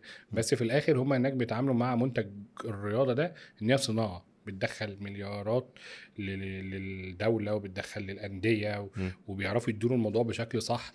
بيعرفوا يجيبوا لعيبه في انديه يعني بتجيب لعيبه مميزه في الموضوع دوت، وتبيعها بشكل محترم، وتدخل مداخيل محترمه، وتطور البنيه التحتيه بتاعتها، مم. وفي رقابه على الكلام ده، وفي مراجعات. يعني هنا في مصر انا ما اعرفش ايه الهدف اصلا يعني بصراحه في الاخر. مم. هي لعبه واحنا بنمثل مصر بشكل محترم، سواء اهلي او زمالك مم. او منتخب مصر، بس هو ده الهدف بس. يعني ما مش نفسنا مثلا نغير المفهوم دوت ولا نواكب الناس دي في اي حاجه، ما اعرفش بصراحه. طيب الايدنتيتي او الهوية لنادي المرية كانت ان النادي ينافس على بطولة، ولا نادي استثماري انا بحط فلوس عايز فلوس؟ كنا شغالين في شقين، الشق الاول اللي هو الاستثماري، ان احنا نجيب لعيبه مش معروفه مم. ونبيعها ونعمل فيها مداخيل كويسه للنادي، مم. والحمد لله نجحنا في الشق ده. والشق التاني اللي كنا شغالين فيه ان احنا عايزين نصعد دوري ممتاز، خد وقت مننا، بدل سنه خدنا 3، وصعدنا الحمد لله دوري ممتاز. فكنا شغالين في اتجاهين. الموضوع الاستثماري حققنا فيه نجاحات كبيره جدا كنادي، والحمد لله بفضل ربنا لحد النهارده حتى الناس شغاله هناك بشكل كويس جدا، والنادي خلاص خد السمعه ان هو بيعرف يجيب لعيبه كويسه، ودي حاجه صعبه جدا مم. ان انت تبنيها وتخليها داخل هويه النادي. مم. فالانديه بقت بتثق في الميريا كمشروع وبياخدوا منه لعيبه، فده خلاص نجحنا في الشق ده. وصلتوا للدوري الممتاز؟ وصلنا للدوري الممتاز، عملنا سيزون استثنائي وسيزون محترم جدا. قعدنا في اخر ماتش في الدوري، بس كانت البوادر كلها بتقول ان احنا كده كده هنقعد، لان احنا الموسم ده عملنا ماتشات كبيره كتير جدا، وكسبنا حتى في برشلونه كمان. مم. وقعدنا اخر ماتش في الدوري، والحمد لله كان موسم جميل. تاني موسم بس هو اللي موفقناش فيه، حصل تغيير في الاداره الفنيه، المدير الفني، المدير وزائد الفني. حصل تغيير في اللعيبه، مم. عدد كبير من اللعيبه اتغير، فده يمكن ما وفقناش فيه يعني، فللاسف هبطنا تاني. طيب خلاص بقينا موجودين في الدوري الممتاز، وانت بقيت موجود مع الفريق، وفي جزء من الإدارة إدارة مصرية، محمد العاصي ومحمد عادل صديق. السايكولوجي بتاعكم كان عامل ازاي نفسيا؟ كنتوا عاملين ازاي يعني؟ هل الموضوع كان خاضتكم قوي، ولا لا الموضوع خلاص احنا بقالنا 3 سنين فالموضوع بقى بالنسبة لنا شيء عادي؟ خلاص انت، الخضه دي انا كاتكلم الاول عليا انا كمحمد عادل. دي في الاول يعني اول سنه ونص تحديدا انا كنت بعاني فيها شويه، فكره الثقافه المختلفه وانا فين وهو الملاعب والجماهير وحاجات كتير قوي كانت غريبه عليا. كمان اضافه للغه، انا ما كنتش لسه بتكلم اسباني خالص. مم. فانت لما اشتغلت على نفسك انا ما استكفتش برضو ان انا فاهم. خلاص بقى رحت اسبانيا والاونر بيثق فيا والمدير التنفيذي بيثق فيا، وان انا افضل قاعد، لا ما بعرفش بصراحه مم. ازاي ان انا اطور على نفسي، وازاي ان انا اشتغل بحيث ان انا ابقى جدير بالمكانه دي او بالثقه دي. مم. فعرفت ان انا اتكلم اسباني كويس الحمد لله، عرفت ان انا افكر شبه الناس رحت دي. اتعلمت مثلا، خدت الحمد كورسات؟ لله. اوكي. انا عندي اوريدي مدرسه وبتديني كورسات وبتابع حد على تبع اليوتيوب. النادي ولا حد من لا بره؟ من بره من النادي، انا بره. اللي جبته. مم. فبعد كده بقيت بتعامل مع الناس واحده واحده، ده بيسهل عليا اكتر. مم. الحمد لله وصلت لمرحله كويسه جدا ان انا بتكلم اسباني كويس.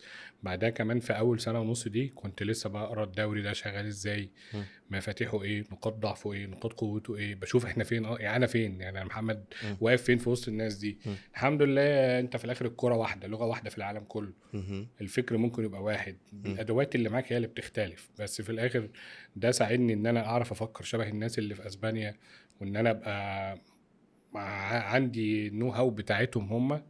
لا سهل عليا حاجات كتير. ففي تاني سنه ليا الحمد لله الامور بقت احسن كتير. تالت سنه خلاص، رابع سنه خلاص اتاقلمت تماما. مم. فالحمد لله يعني ده في الاول بس الخطه دي، انما بعد كده لا. عايز اسالك على حاجتين. اتفضل. الحاجه الاولى، اليوم الرياضي عندكم ماشي ازاي؟ يعني برضه عشان لو حد بيتفرج علينا يبقى عنده خلفيه، هو الناس دي بره بتشتغل ازاي؟ انا مثلا هل بروح النادي اقعد ساعه وامشي، ولا لا احنا في رولز معينه شغالين عليها؟ عايز اعرف اليوم بتاعكم ماشي ازاي، وبعدين الاسبوع بتاعكم ماشي ازاي. حلو. احنا اول حاجه بالمناسبه دي بتاعت اليوم ماشي ازاي، هرجع شويه بيك لورا. انا يلا. في مصر غالبا يعني كنت دايما قبل ميعادي باكتر من ساعتين ثلاثه عادي. مم. التجمع عندنا للنادي مثلا كله سواء جهاز اداري او فني او لعيبه مثلا 5، انا ممكن تلاقيني من الساعه 10 الصبح في النادي 11. ده وانت في مصر؟ الموضوع عندي ده كده على طول. مم. انا راجل بتعامل مع التايتل بتاعي او وظيفتي ان انا بشكل احترافي تام، يعني ما عنديش حاجه تانية. فاصحى الصبح اروح على النادي مم. حتى لو التجمع 7 8 بالليل. فاول ما رحت اسبانيا قلت بس هنزل بقى اوريهم الالتزام بقى، مين دول يعني، ده انا شاطر في الحاجات دي. اوكي. فالتجمع كان الساعه 8 في النادي. 8 الصبح. فانا قلت بس 6:30 حلو قوي اروح اقول لهم بساعه ونص، وهم يشوفوني الصبح فياخدوا انطباع مني ده ايه، ده مش جاي اهزر، ده راجل ملتزم. مم. انا رحت لقيت النادي كله موجود، اقسم بالله. والله صحيت 5 وصليت وقلت اول يوم ليا في النادي بقى، اوكي. وقلت ربنا يوفقني ولبست اشيك حاجه وقلت اروح بقى اوكي. واشوف بقى اللي جاي متاخر دول. لقيت النادي كله جوه، كله. العمال، اللعيبه لا، مم. العمال، الفيزيو، الدكتور، بتاع الفيزيكال. مم. اه الفيزيو اللي هو الفيزيكال. النص الطاقم الفني، المدرب جه مثلا 7. اه قلت ايه ده، الناس دي بايته هنا ولا ايه؟ لا يا طبعا. عم بعد كده بقى وتعالوا انتوا لوحدكم، انا مش محتاج اوريكم حاجه بقى، اصحى لكم الساعه كام. اكيد. فهناك عندك انت مثلا تجمع مثلا 8 عشان الناس تفطر سوا مع بعض. التمرين لو 9 بيبدأ مثلا 9 بيخلص التمرين 11. اللعبة بيبقى عنده عيادة، بيبقى عنده جيم، بيبقى عنده حاجة إضافية، عنده محاضرة مع المدرب، في محاضرة جماعية. يبقى لغاية الساعة 12 ونص 1 اللاعب بيجهز وياخد الشاور وكده. بعد كده لغاية الساعة 1 ونص 2 جوه النادي. كله ده جوه النادي. اوكي. فانت عندك مثلا اليوم بيبتدي من 8 لحد 2، اللعيبه بتمشي فعليا 3. مم. ده الجزء الاولاني. في بقى لعيبه طبعا مرتبطه ببرنامج تاني اضافي اللي هي بتيجي بعد الظهر، سواء واحد مصاب، سواء واحد بيتزود له حاجه معينه. فده بقى بيجي من 5 مثلا 6 لحد 7 8. مم. فهي اللعيبه هناك متفرغه للاحتراف بشكل كامل. وانت كمسؤول اداري موجود معاهم موجود طول طبعا اليوم؟ طبعا طول اليوم. وانا كمان هم في اسبانيا شويه بيحبوا موضوع الناب دوت، اللي هو ينام له شويه ينام انا شويه ما في وسط بعرفش. اليوم. فبفضل قاعد بقى، روحوا يا اولاد بقى عايز اروح مفيش. كان عندكم اماكن تعملوا فيها كل حاجه انتوا عندنا عايزينها؟ كل حاجه. الاماكن بصراحه دي راجعه لفضل معالي المستشار تركي الشيخ، ان هو غير البنيه التحتيه بتاعه المكان كله. المكان اصلا احنا خدناه كان ملعب، هو الملعب ده كان انشئ سنه 2005، ملعب العاب البحر الابيض المتوسط. مم. الميدا تيرانيو دوت كانت البطوله بتقام هناك. فلما خدنا الملعب حق انتفاع، غيرنا البنيه التحتيه كله، عملنا مكاتب وعملنا غرف اجتماعات وكل حاجه بشكل محترف. قبل الهوا انت قلت لي حاجه، يعني يعني بعد اذنك ان انا اقولها، فكره ان معالي المستشار بيحب الكوره قوي. ما تقول لي كده القصه دي، لان هي بتالي ريليتد لفكره ان هو اخذ يشتري البنيه نادي عن التحتيه وطور فيها، والقصه دي برضو اشرح للناس الحته دي. هو بحجم يعني بحكم التعاملات اللي اتعاملتها معاه، هو بيشتغل في الرياضه بشغف. هو الراجل لما كان وزير الرياضه في السعوديه، النهارده هو كان احد اسباب وصول الدوري السعودي لده. اول واحد غير شكل التشجيع في السعوديه، اول واحد عمل اناشيد للانديه، اول واحد زود عدد المحترفين. كان في شكل قوي جدا ليه كوزير الرياضه. فالنهارده هم بنوا عليه على اللي هو عمله. فده مش حد او شخص بيشتغل بيأدي الواجب بتاعه، لا ده بيشتغل بشغف، لانه بيخش في تفاصيل التفاصيل. انت عمر ما في وزير الرياضه ممكن تتوقع ان هو يحط مثلا لكل نادي يوحد اغنيه مثلا تبقى دي الاغنيه الرسميه للنادي، يغير البنيه التحتيه لكل الاستادات عشان شكل الكواليتي اللي بيتذاع ده يبقى مختلف. فده واحد بيشتغل بشغف. انا شفت ده في بيراميدز، ان هو قد ايه لما كان قريب مننا كفريق وكستاف شغال، قد ايه عايز ينجح، قد ايه بيحب الفرقه بتلعب ماتشات حلوه، قد ايه بيحب الكواليتي الجيد زي كينو مثلا. لحد النهارده ممكن ما شفناش حد على نفس برازيليا على نفس الكواليتي بتاعه. فهو ده الحب بتاعه للرياضه. فطبعا ده حقيقه انا حسيتها وده فيها. انعكس في فكره المرايه. بالظبط. الحمد لله اشترى برضو، فضل ان هو يشتري حاجه في دوري كبير زي اسبانيا، حتى لو درجه تانية، بس عشان يبني مشروع يتحسب له. لان برضو هناك في اسبانيا فكره ان انت في مصر الناس بتربط النجاح بالفلوس. الكلام ده مش صح. اداره الفلوس اهم من الفلوس. حلوه دي جدا، فكره ان انا ممكن يكون معايا فلوس بس مش عارف احطها في المكان المناسب او مش عارف استثمرها صح. الدليل انت اغنى نادي في افريقيا مثلا من فتره كان النادي الاهلي، بس قعد 7 سنين ما ياخدش بطوله افريقيا. صح ولا لا؟ ففكره اداره الفلوس. دلوقتي النادي الاهلي عرف يجيب اللعيبه الصح، جاب جهاز صح، خد ما شاء الله في اخر 5 سنين خد 3 افريقيا غالبا صح. فاداره الفلوس. فالنهارده بقى في الميريا بقى كمان الموضوع صعب بسبب سقف الرواتب والحاجات دي. فانت النهارده شطارتك وامكانياتك هتبان بجد، مش فلوس بقى. فده برضو اللي خلى معالي المستشار ينجح. ده طبعا الفضل كله يحسب له 100%. وكمان انا اسف بس المجموعه اللي كانت موجوده بقياده المدير التنفيذي محمد العاصي 100%. انت النهارده لازم تحط كل حاجه في مكانها وتدي كل واحد حقه. هو الراجل جاب ناس تعرف تدير المنظومه. الراجل العاصي ده يشكر، وراجل شاطر في حتته، وراجل نجح نجاح محترم جدا، وطلب يعني نجح في اللي طلب منه. فبرضه يتحسب له النجاح. معالي المستشار طبعا هو صاحب الفضل في كل حاجه في اختياره اصلا الناس دي. بس دي برضه ليها علاقه باداره الفلوس اظن من وجهه نظري. هي فكره، وانت برضه صحح لي وانا غلط، انا ممكن اكون معايا فلوس وانا بستثمرها ما احطهاش صح، وممكن احطها بس اجيب اشخاص ما تقومش بالدور ده. مثلا بنشوف في مصر فكرة ان انا معايا فلوس فانا بدير، انا بجيب الناس اهل الثقة مش اهل الخبرة او العكس. دي حصلت ازاي مع المستشار؟ هل هو رأيه من دماغه، هو بيشوف وبيقيم على حسب دماغه، ولا بيجيب الناس اللي هو فعلا شايف لا هو الناس دي هتقدر تحول لي القصة بتاعتي من هنا لهنا؟ هو الاثنين مكملين لبعض. يعني هو رأيه من دماغه جدا، ان هو صاحب قرار، هو اللي بيقول. تاني حاجة هو شاطر في حتة اختيار الناس، وبقيسها برضو على جميع الأنشطة مش الرياضة بس. هو النهاردة لما راح وزارة الترفيه، هيئة الترفيه، الموضوع مختلف تماما في السعودية. عرف يجيب الناس الصح لأنه هو شاطر في دي موهبة عنده، وربنا يوفقه دايما ويحافظ له عليها. فالناس دي نجحت نجاح غير طبيعي. شوف النهاردة هيئة الترفيه والأرقام، شوف البوكس بعد ما الرياضه كان انطفت بقت اعتقد دلوقتي من اقوى الرياضات في العالم. فلانه هو عارف هو بيعمل ايه، هو صاحب قرار 100% ورؤيه، زائد ان هو عارف يختار الناس. اللي انت بقى المثل التاني اللي انت قلته بتاع مصر، وفي الاخر الناتج واضح. يعني الناس اصلا سواء جبت اهل الثقه او اديت الفلوس لحد غلط، ما احنا الناتج في الاخر عندنا متاخر كلنا. يعني الناتج وحش عشان كده. هي الفكره اصلا ان الرياضه منظومه متكامله، مفيش حد بينجح لوحده، هي منظومه بتكمل بعض. انت قمت بدورك وده قام بدوره وانت قمت بدورك هننجح. مفيش حد يجي يقول لك انا اللي بعمل وانا اللي بسوي. ده انسان مش عنده ثقه في نفسه، رقم 1. رقم 2 مش صح. ماشي، نرجع للمرايه. انت شرحت لي اليوم الرياضي ماشي ازاي. طيب الاسبوع بقى قبل لحد ليله ماتش المباراه والمباراه. يعني حلو، خلينا نبتدي من الاخر. يعني احنا عندنا مباراه مثلا يوم سبت، ماشي، على ملعبنا المباراة بتخلص، اللعيبة بتاخد العشاء بتاعها، بتروح البيت. تاني يوم بيحصل فيه تمرين الصبح، تمرين خفيف جدا للمجموعة اللي لعبت Recovery. المباراة بالظبط، وتمرين كويس وبحمل عالي للمجموعة اللي ما لعبتش المباراة. يوم الاثنين كله بياخد اوف.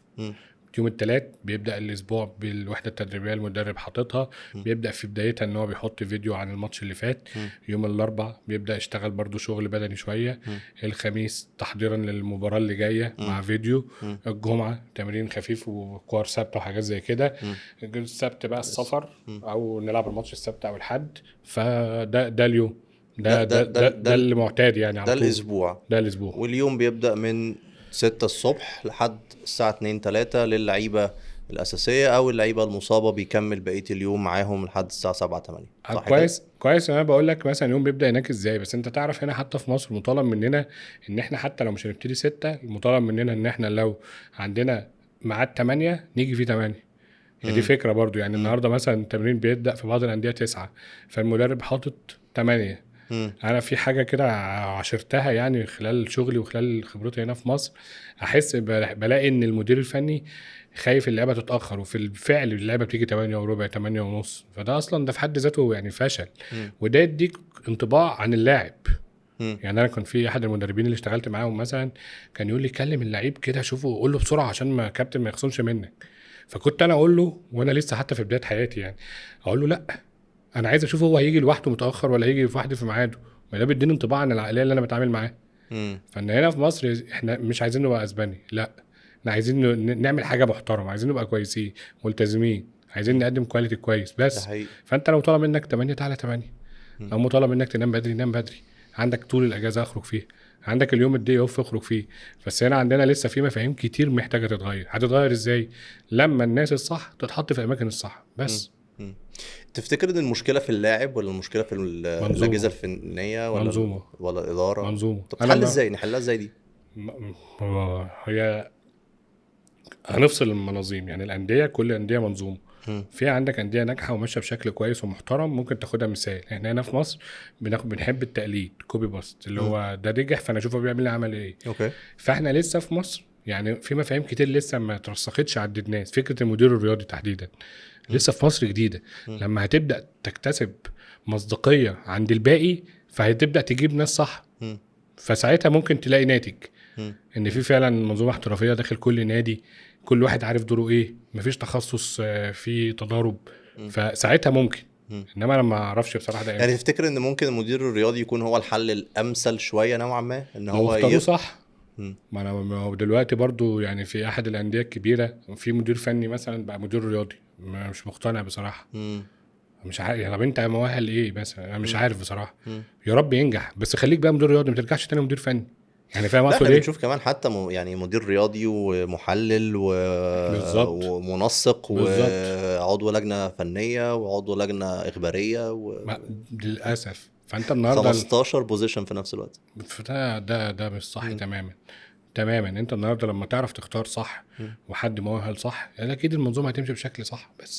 بس انت اصلا لازم تبقى مؤهل يعني. النهارده مثلا طب هو ايه المؤهل اللي يخلي فيه مدير رياضي؟ يعني ايه هي الحاجه اللي تخلي ان البوزيشن ده يعني لما يدرسه يبقى هو كده بقى اسمه مدير رياضي؟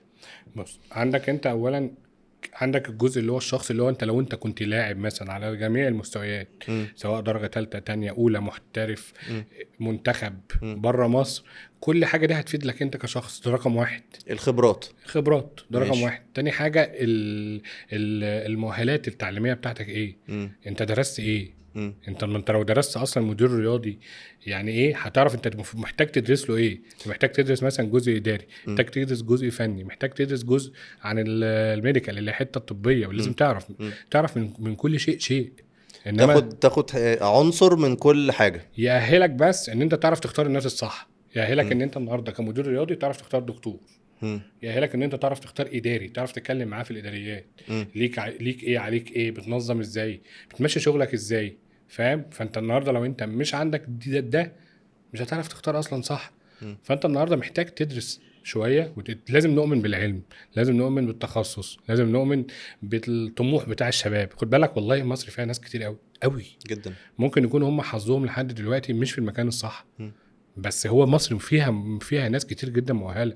هي يمكن معكوسه، الناس الغلط في المكان الصح والناس ده الصح حقيقي. في المكان ده الغلط. حقيقي. هتتظبط.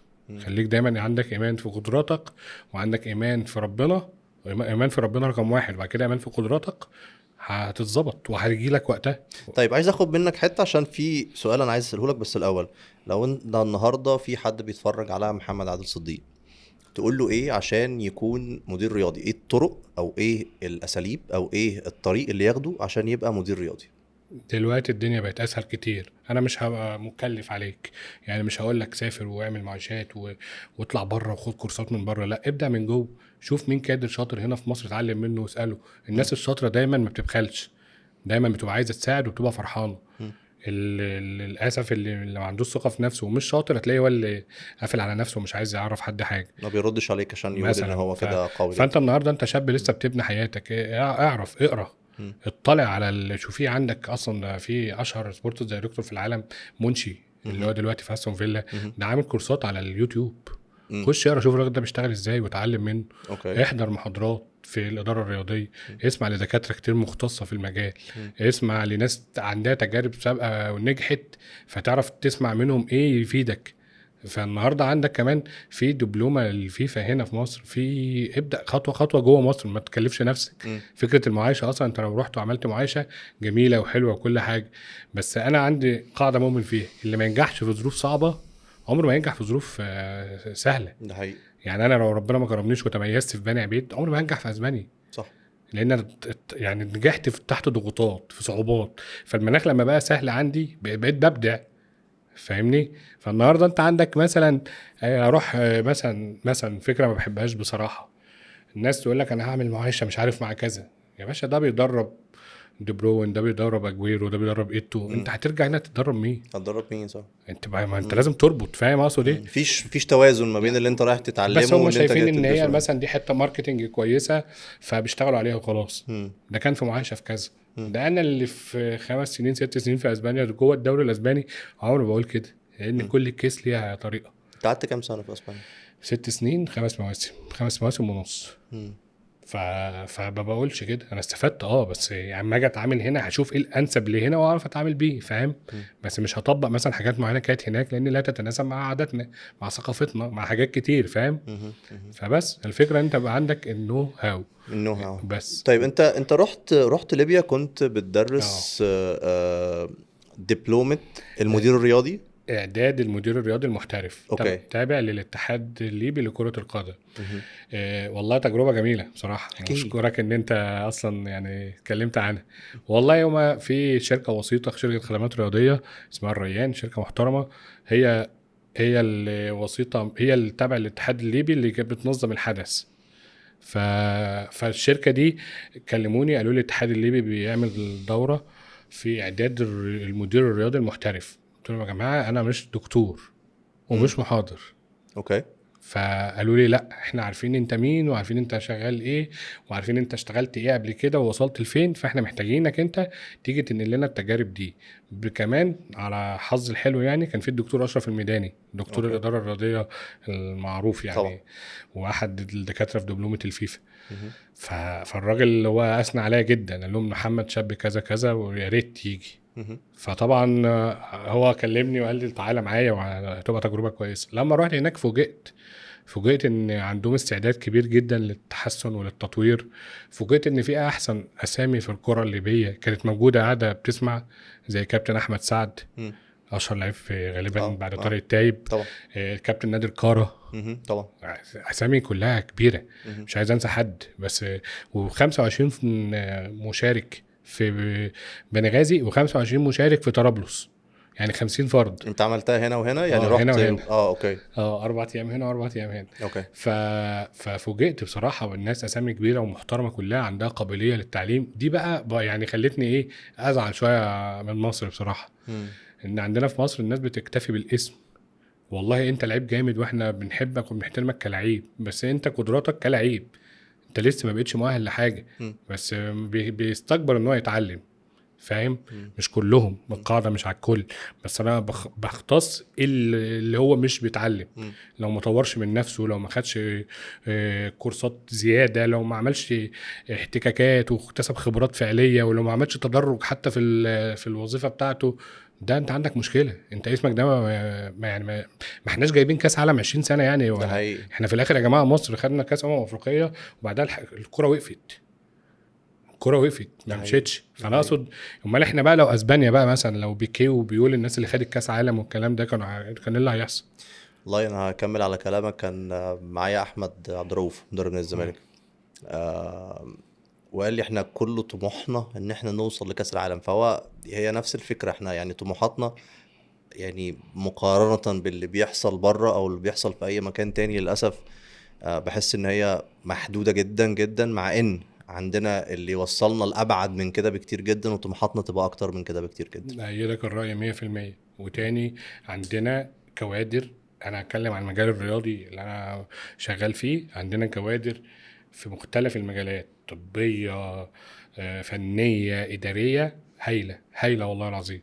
النهاردة أنا أعرف ناس على المستوى الشخصي لا شاطرين شاطرين جدا وبيتعلموا، مستنيين بس الفرصة، وإن شاء الله بإذن الله الفرصة هتيجي بإذن الله. طيب عايز أسألك على المديرين الرياضيين اللي موجودين دلوقتي في مصر. الحدث الأكبر هو جون إدوارد بالنسبة لنادي الزمالك. طريقة التعاقد مع جون إدوارد، الحالة دي كلها شايفها إزاي؟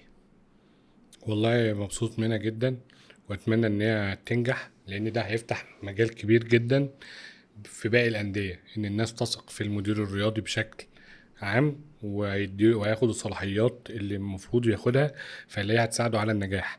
فكره التعاقد من نادي الزمالك مع جون، اعتقد ان هي فيها ميزه وعيب من وجهه نظري انا. الميزه ان جون النهارده جاي بعد وضع سيء جدا مأساوي، فأي حاجة بتحصل بتتحسب له. مم. فكرة ان انت بس يعني تجيب مدير تعاقدات، تجيب شؤون قانونية، فبتتحسب له، فدي ميزة أوكي. وحلوة. وهو جون شخص يستحق على المستوى الشخصي، لانه شخص مجتهد، انا اعرفه كويس، شخص مجتهد وشخص امين في شغله وبيعرف يشتغل الشغلانة دي. فالنهاردة هو عنده دي ميزة. العيب ان الناس حاطة حجم سقف الطموحات عالي قوي. مم.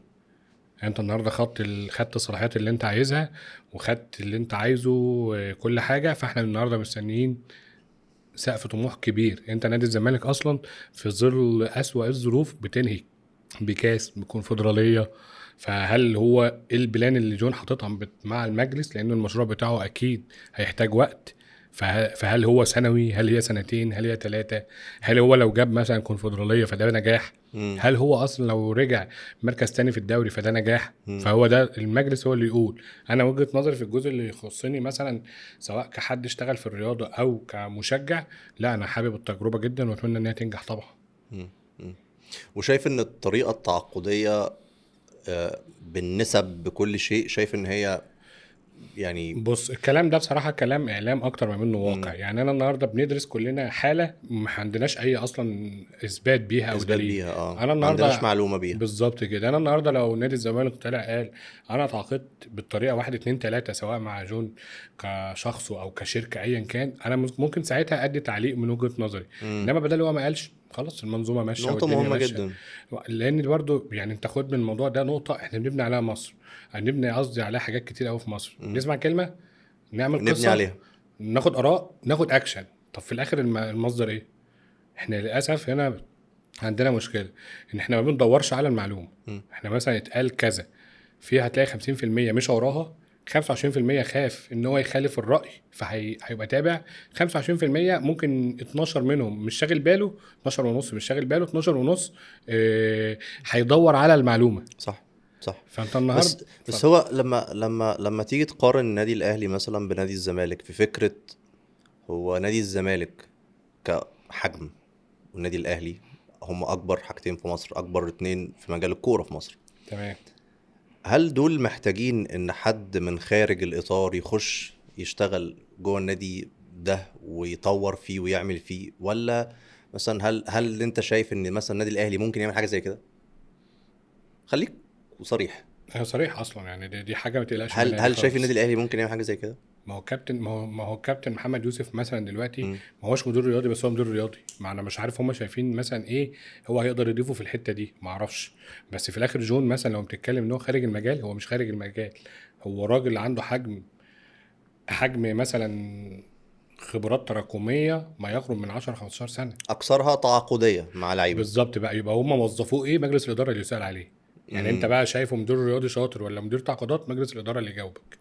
مم. فاهم اقصد ايه؟ ايوه فاهمك بس عنده فاهم. هو راجل جوه الكارير، مم. وراجل فعلا زي ما انت قلت كلمه حلوه، تعاقديا عرف يجيب لعيبه في فاركو ويباع لعيبه والكلام ده بالظبط. وتمام. بس بالظبط. هو بقى مجلس الاداره، يعني انا حتى عندي كلمه في الموضوع ده: في الاداره الناجحه اللي بتجيب الشخص اللي تعرف تديله اللي يستحقه، ولا اكبر ولا اصغر.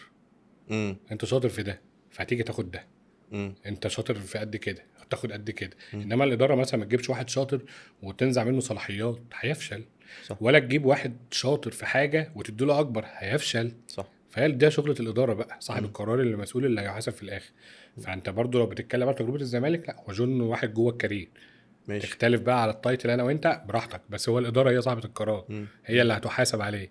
النادي الاهلي برضو جايب الكابتن محمد يوسف من جوه الكارير، بس ككارير فني مدير فني ما اعرفش لا هو مدير رياضي. دلوقتي بقى مدير رياضي، بس هو اه راجل كان مدير كان فني مدير فني وبقى مدير واشتغل رياضي. فتره غالبا اداريه في اه. النادي الاهلي، بس هو الراجل كمل مسيرته لحد السنه اللي فاتت كمدير فني مم. وكان طيب ناجح. هو المدير الرياضي المفروض يعمل ايه؟ حاجات كتير قوي، عايز الشغل يعني الاكاديمي. انت مثلا كنت في ليبيا بتدرس او بتحاضر فكرة المدير الرياضي و... واشتغلت في اسبانيا وتعاملت مع جون ادوارد. الكوكتيل ده كله بقى، لو انا النهارده كريم بتفرج عليك عايز الخص ده، يعني ايه مدير رياضي وايه صلاحياته وايه شغله والمفروض يعمل ايه، اعمل ده ازاي؟ بص، موضوع اولا كبير. تاني، اديني لا مثلا انا نقط، هديك اديني نطاق نقط كده، رئيسيه. اديني نقط اقدر اكتبها. هديك نطاق رئيسيه 100%. اول ماشي. حاجه لازم يكون عندك السمات لتبقى مدير رياضي. السمات الشخصيه ده رقم واحد. اللي هو فكره بنقولها مثلا القياده، الريليشن شيب مثلا. جزء منها الكوميونيكيشن سكيلز، اوكي. الريليشن شيب، حته اللي هي الشخصيه القياديه فيك ولا مهم. لا. ماشي. فكره الرؤيه، عندك رؤيه ولا لا. دي بعض السمات الشخصيه كمدير رياضي. ماشي ايه بقى بقى مهام؟ اول حاجه السمات الشخصيه. بالظبط، ايه بقى ماشي. مهام المدير الرياضي؟ عايز الكلام الاكاديمي ان هو نعمل استراتيجيات طويله المدى، تحط اهداف للنادي، تخطيط الاستراتيجي داخل النادي، الهيكله الاداريه، الهيكله الفنيه، كل ما يتعلق بالكره تحتك انت. تمام. اوكي. عايز نتكلم الواقع في مصر بيقول ايه او في العالم العربي عامه. انت بتحط استراتيجيه بس لازم تبقى حاطط في حسبانك ان هي قصيره المدى، لان محدش بيصبر. امم. وانت لازم ما ينفعش تخش كارير جديد او حته تقول لهم انا هعمل لك خطه 5 سنين او 3 سنين، وانت اصلا اوكي. اخر 10 مكانك ماشيين بعد 6 شهور. امم. يبقى انت عندك مشكله. لازم تعمل خطتك على 6 شهور عشان تحقق النجاحات. مفيش اصلا خطه لو ينفع في عينه 6 شهور اصلا، دي ولا دي شورت نفترض، تيرم قوي يعني. مش حتى لو شورت تيرم، ما انت مش مطالب منك الدوري فيه، انت لازم تحط حاجه. يعني انا مم. خلال ال6 شهور دول مثلا هعمل هيكله اداريه للمكان، المكان ماشي. ده هيبقى عنده هويه اداريه. حلو. انت كده نجحت، ده في شهرين في 3. ماشي. فكده نجاح. فالراجل ماشي. رئيس النادي شاف فيك مؤشر للنجاح. ده اللي هو اصلا الحاجات دي المفروض تكون موجوده المفروض. قبل المدير الرياضي ما يجي. برافو عليك. انت اصلا بتتكلم النهارده في الزمالك مثلا مم. في حاجه دلوقتي اللي هم لسه مدير تعاقدات ومسؤول واللي هو المستشار القانوني للكره. انا اصلا فاجئت والله انهم اصلا مش موجودين، مم. وجابوا ناس شاطره. يعني حتى المستشار القانوني صاحبي محمد متولي حد شاطر وجميل جدا. فانا اتفاجئت اصلا نادي الزمالك ما فيهوش. مم. ما اعرفش دي ازاي. فانت النهارده انت مثلا عندك تخطيط الاستراتيجي طويل المدى وقصير المدى. انا بحب قصير المدى عشان تقدم ثباتات. التفاوض في حته اللعيبه والكلام دوت، التعاقديه، فكره الهيكله الاداريه، انت ازاي تبقى عارف كل واحد باختصاصاته ايه جوه النادي. النهارده مثلا الاداري دوره ايه، المدير الاداري دوره ايه، مدير شؤون اللاعبين دوره ايه. لازم ما تعملش تخلط او تضارب في طيب الوظائف. انت لما بتيجي تعملها بتعمل الاول هويه ولا انت بتشتغل على هويتك انت؟ يعني لو حاول تفهم انا اقصد ايه. النهارده جون ادوارد جاي لنادي الزمالك، عندي جون ادوارد عندي نادي الزمالك. نادي الزمالك المفروض ان هو عنده هويه، صح كده؟ تمام. طيب وجون جاي ابتدى يشتغل. هو جون النهارده بيشتغل بهويته هو كشخص ولا بيشتغل بهويه نادي الزمالك؟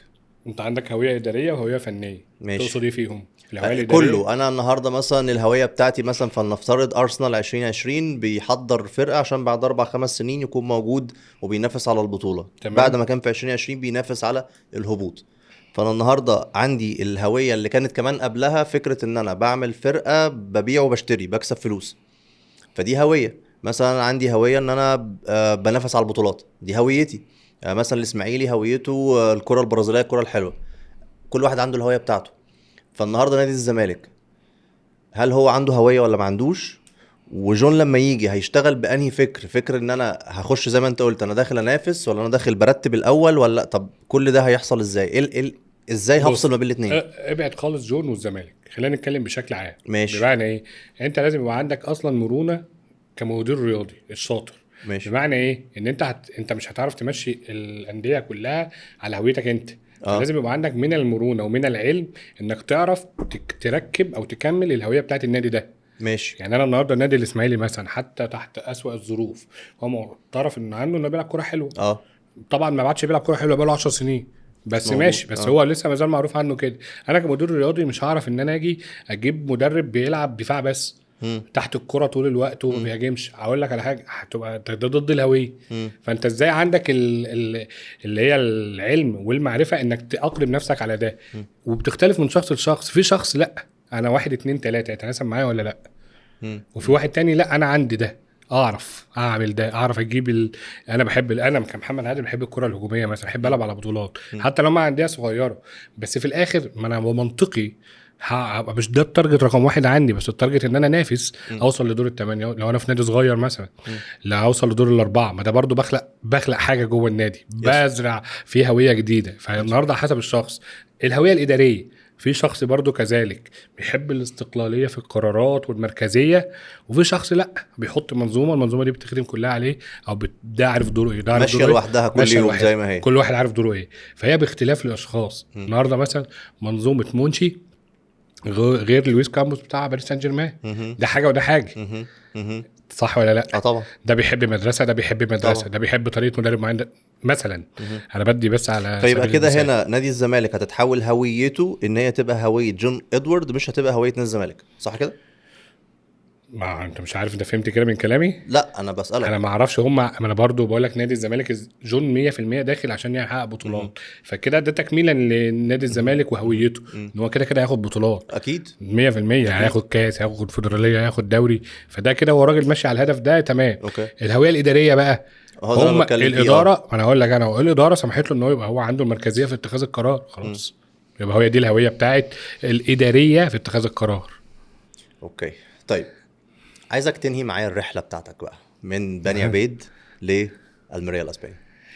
آه، انا يعني عندي بس رساله بسيطه، او اقول نخليهم رسالتين ماشي. ماشي. اول حاجه ان انت في الحياه مش بامبي زي ما كانوا بيقولوا مثلا، هتلاقي كل حاجه سهله. الحياه صعبه، صعبه جدا جدا، وفيها معوقات، وفيها حرب، وفيها ناس بتعوقت، وكل حاجه. فانت النهارده على قد هدفك نفسك، على قد. هدفك نفسك. لو حربك او هدفك او كبير انت نفسك هيبقى طويل، لو هدفك صغير نفسك هيبقى صغير. عشان كده انا بعد ما خلصت مثلا وقاعد الفتره دي، ياه انا عديت على حاجات كتير قوي، لان كنت حاطط زمان هدف كبير، فمهما حصل ليا معوقات في الطريق ما شفتهاش. الهدف بتاعي اكبر منهم كلهم، ما حسيتش بيهم. مم. فدي رساله لكل الناس، اتمنى ان هي تحطها في الحسبان، ما تيأسش. ده رقم واحد. رقم اتنين، النهارده الطريق النجاح معروف، انت كلنا بنحاسب على السعي مش على النتيجه. مهم. فانت ما لا تملك الا السعي والتطوير والاطلاع. في طرق للنجاح تانية بنشوفها الفترة دي في مصر مثلا او في عالمنا العربي، ان مثلا واحد صاحبك بقى منصب فياخدك معاه سواء انت مؤهل ولا مش مؤهل. بس دي حتى نجاح بلا قيمة او بلا، انت ما عندكش فاليوز. انا لا، خليك شاطر، خليك انت النجاح اللي هو التاني بقى، اللي هو تطور من نفسك، تخش معارك في الشغل شريفة كلها، تطور اكتر، تشوف ايه الجديد تلجأ له، وانجح هتحس بقيمة نجاحك. انما انك تبقى انسان تابع او حد جابك من لا شيء حطك في مكانه وبقيت منصب والناس بتحترمك، انت بلا قيمة، انت فاضي من جواك. فانت بوجه الناس للطريق التاني، تعلم وتطور وحارب على حلمك، هتوصل له 100%. ان شاء الله. اخر حاجه عايز اسالك عليها، انت هتقعد في مصر وتشتغل في مصر، ولا لا انت مش حابب ان انت تشتغل في مصر؟ الحمد لله فضل ربنا انسان سوي مع نفسي. انا اتمنى ان انا اكون بره مصر 100%. الفرصه صعبه شويه، بسعى فيها وبحاول فيها وربنا يا رب يوفقني. لحد دلوقتي مثلا كان في حاجات في مصر ما حصلش فيها الاتفاق، اختلافات في وجهات النظر، اختلافات في اشياء صلاحيات او حاجه. بس ان جه المشروع المناسب في مصر مع الاشخاص المناسبه اكيد هتبقى حاجه كويسه ان شاء الله. ان شاء الله. ان شاء الله. محمد، شرفت بيك. شكرا لك يا كريم، والله انا اللي كنت مبسوط ان انا معاك. ربنا يخليك، شكرا جدا.